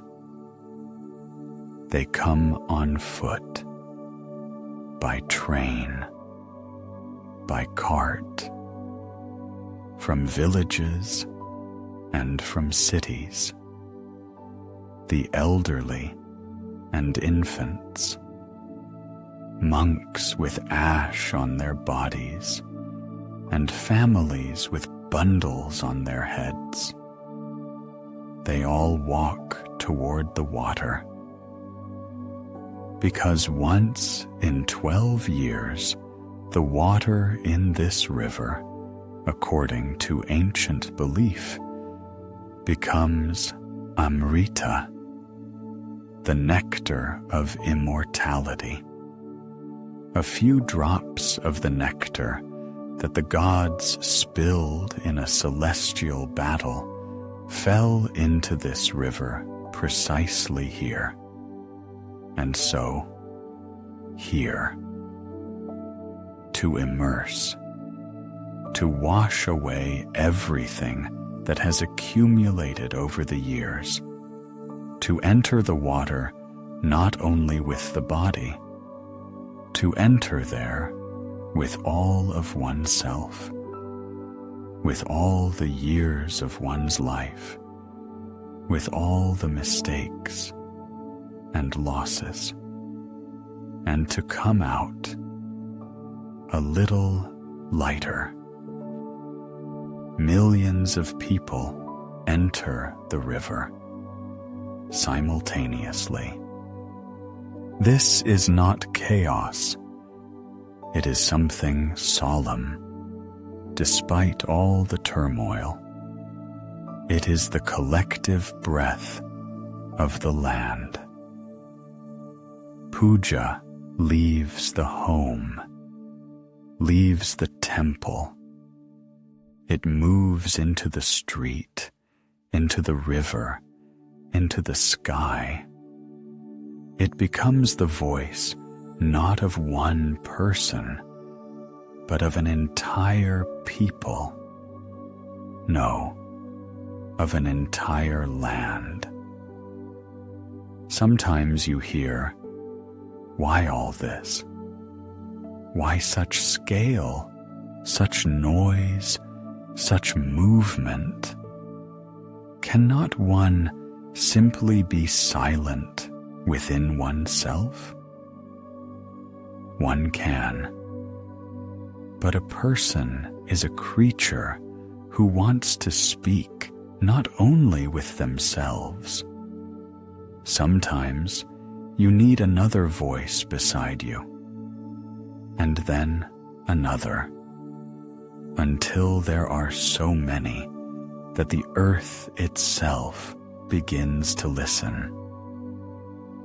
But the deepest puja is the one no one sees. No drums, no smoke, no river, only silence and attention. There is a cave in the mountains, no windows, no door, only a narrow entrance through which you must crouch to pass. Inside, darkness and the smell of stone. No altar, no lamp, no flowers. A monk sits on the bare floor, and puja continues. This is called Manasa Puja, inner puja, the puja of the mind. It is performed without movement. The hands rest motionless on the knees. Without spoken words, the lips do not stir. Without objects, there is no water, no fire, no grain. But all 16 offerings are performed. The mind invites the guest. The mind offers a seat. The mind washes the feet. The sensation of cool water on hot stone, which the monk remembers from 1,000 morning rituals in the temple. The mind offers clothing, fabric which he has folded and unfolded so many times, whose touch his fingers know. The mind lights a lamp and sees its light, although outside it is dark. This is not imaginary, not invented. This is an inner reality which long years of practice have made just as solid as the outer. Shankara, the great philosopher of Advaita, reflected on this. We have already heard his name, his teachings, how he walked all of India on foot, debating and persuading. He said, "The true waters are wisdom. The true fire is consciousness. The true flowers are the virtues that blossom in the heart." He did not say, "Abandon the ritual." He did not say, "The altar is an illusion." He said, "Behind every object on the altar stands something invisible. And the one who has understood this invisible can perform puja everywhere, always, even without hands." This is not a summit replacing the foundation. This is the summit above the foundation. First, the hands learn. This matters. A child picks up a flower and places it before the image of a god, clumsily, shyly, watching how the mother does it. Then more confidently. Then alone. The movement is repeated hundreds, thousands of times. The hands remember. The body remembers. And this is not mere mechanism. It is the fabric from which tradition is woven. Each generation passes to the next not words, but a gesture. But gradually, something happens. The gesture begins to live not only in the hands, it moves deeper, inward. And then, one day, the person understands. I can make this offering without going to the altar. I can offer a flower with attention, water with openness, fire with my own awareness, which illuminates what is before me. Then puja is no longer a ritual. It becomes a way of seeing. The stone on the altar is not just a stone. The flower you place upon it is not just a flower. When you offer something with complete attention, without haste, without stray thoughts, you are doing something that the ancient texts call worship. But this word is too solemn. More precisely, recognition. You acknowledge that in this stone, in this flower, in this water, there is something larger than you. God does not live in the stone. The stone is a mirror. You look into it and see what was always within you, but is difficult to see without a mirror. This is the central secret of the murti, the sacred image, not idol worship, not a naive belief that clay or metal are alive. This is an instrument, a very old, very precise instrument for working with attention. When you look at the murti, you cannot think about anything else.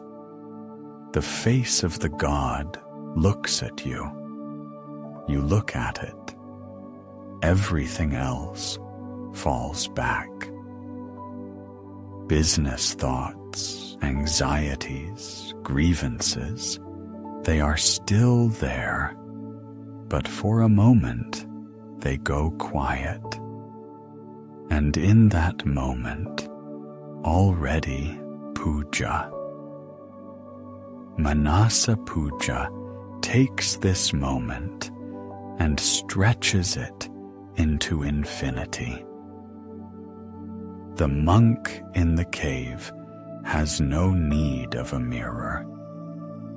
He already knows what he seeks. His attention long ago ceased to need a support. It is steady on its own, like a flame in a still space.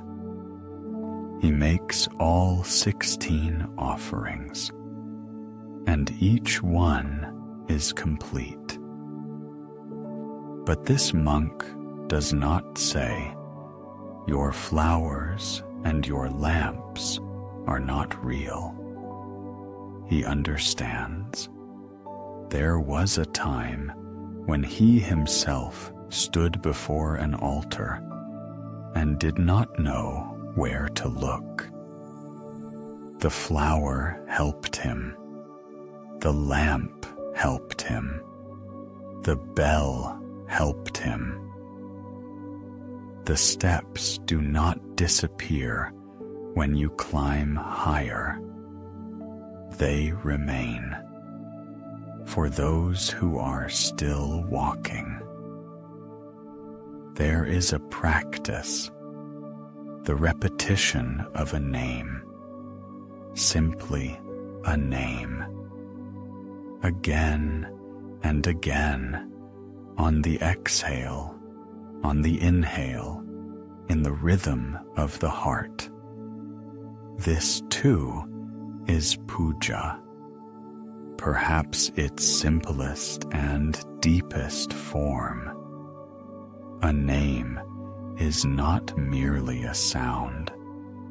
A name is an address. It is the acknowledgement of the one you are addressing. They say that when a name is repeated long enough, it begins to repeat itself without effort, like breathing, and then it becomes unclear. Are you speaking the name, or is the name speaking you? Puja becomes breathing, and breathing becomes puja. The monk sits in the dark cave. Outside, mountains. Outside, wind. Outside, a valley with villages where women are now lighting their small lamps before home altars. They do not know of this monk. He does not think of them, but they are doing the same thing. Both are present. Both hold a fire, one in the hands, the other within. And one question remains, not urgent, requiring no answer right now, simply a question you can take with you into silence. Where is your lamp right now? The lamp goes out. Not all at once. First, the flame grows smaller. It settles onto the wick, like a bird settling on a branch. Then a little smaller still. Then a very small flame, almost invisible.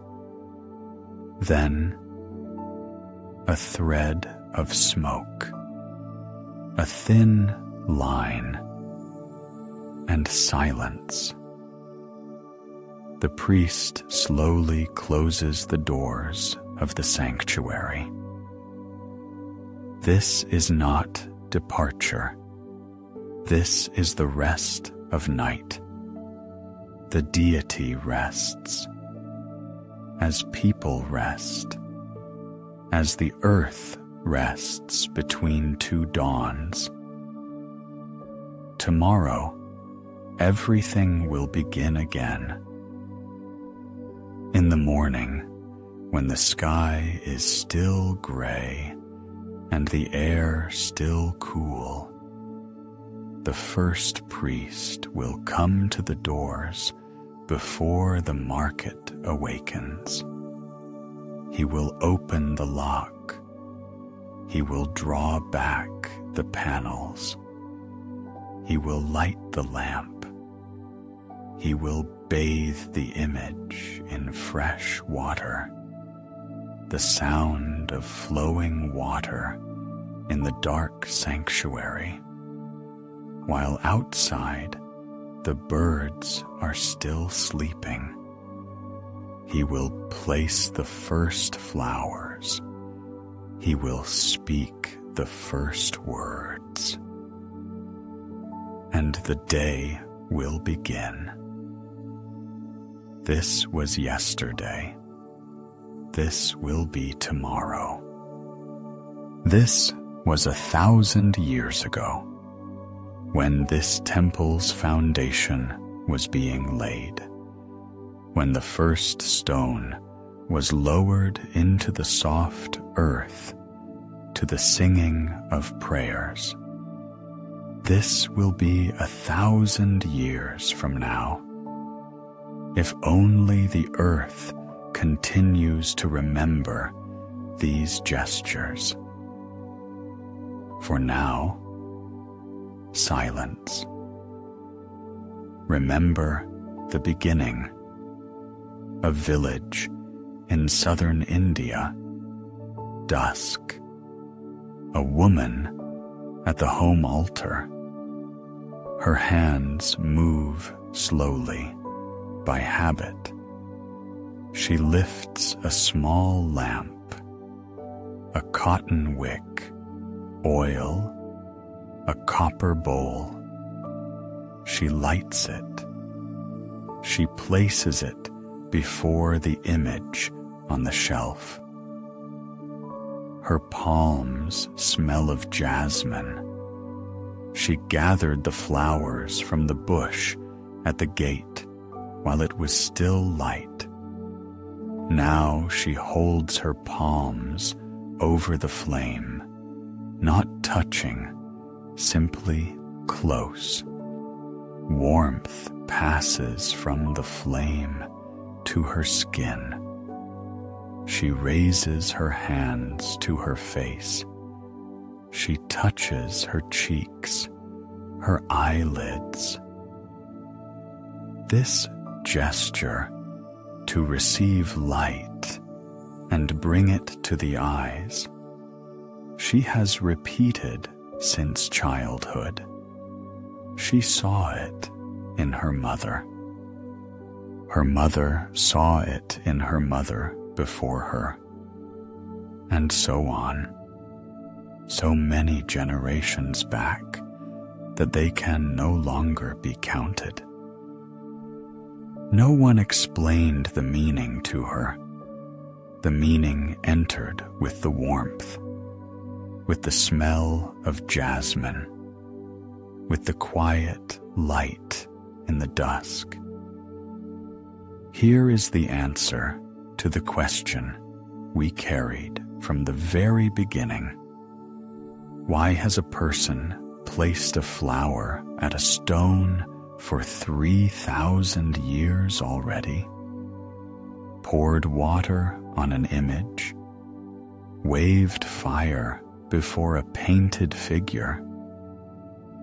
Not because the god needs a flower, not because the image thirsts for water, not because the fire must prove something to the heavens, but because in this gesture a person remembers who they are.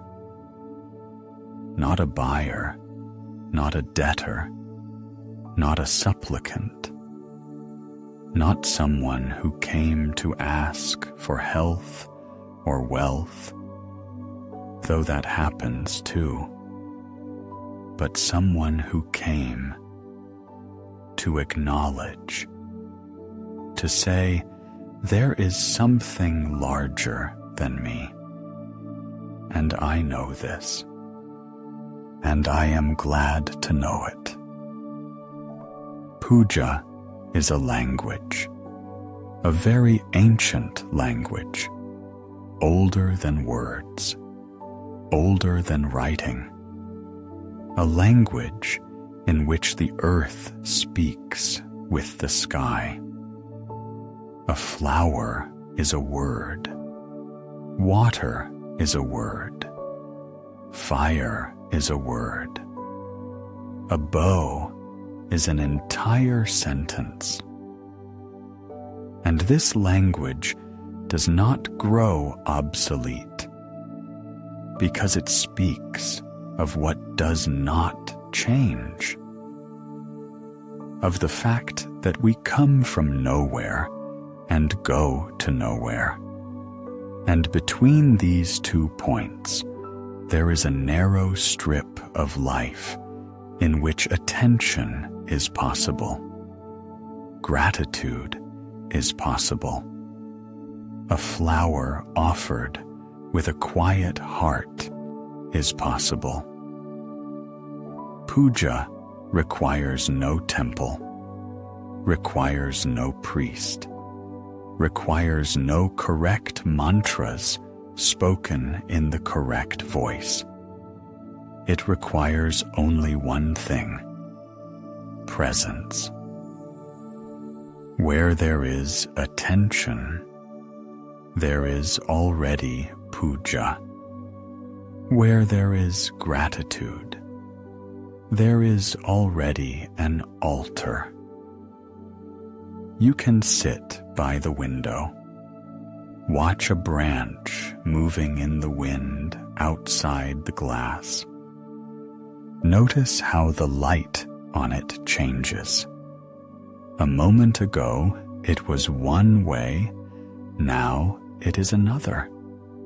If you notice this, truly notice, not sliding past with the eyes, but stopping, you are already doing something close to puja.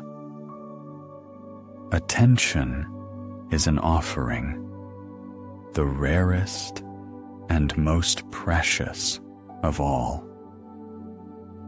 The lamp goes out. The doors close. The woman at the home altar lowers her hands.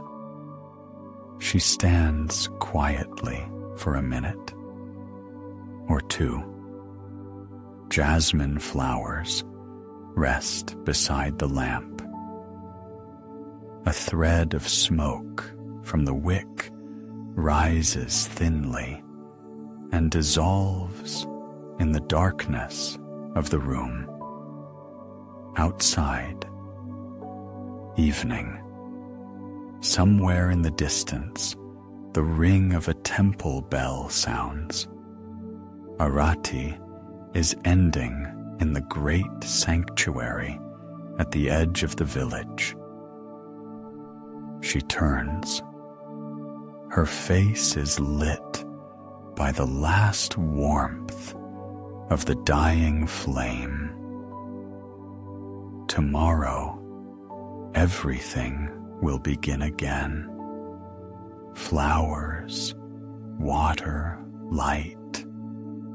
A gesture that will outlast her, as it outlasted all who came before her.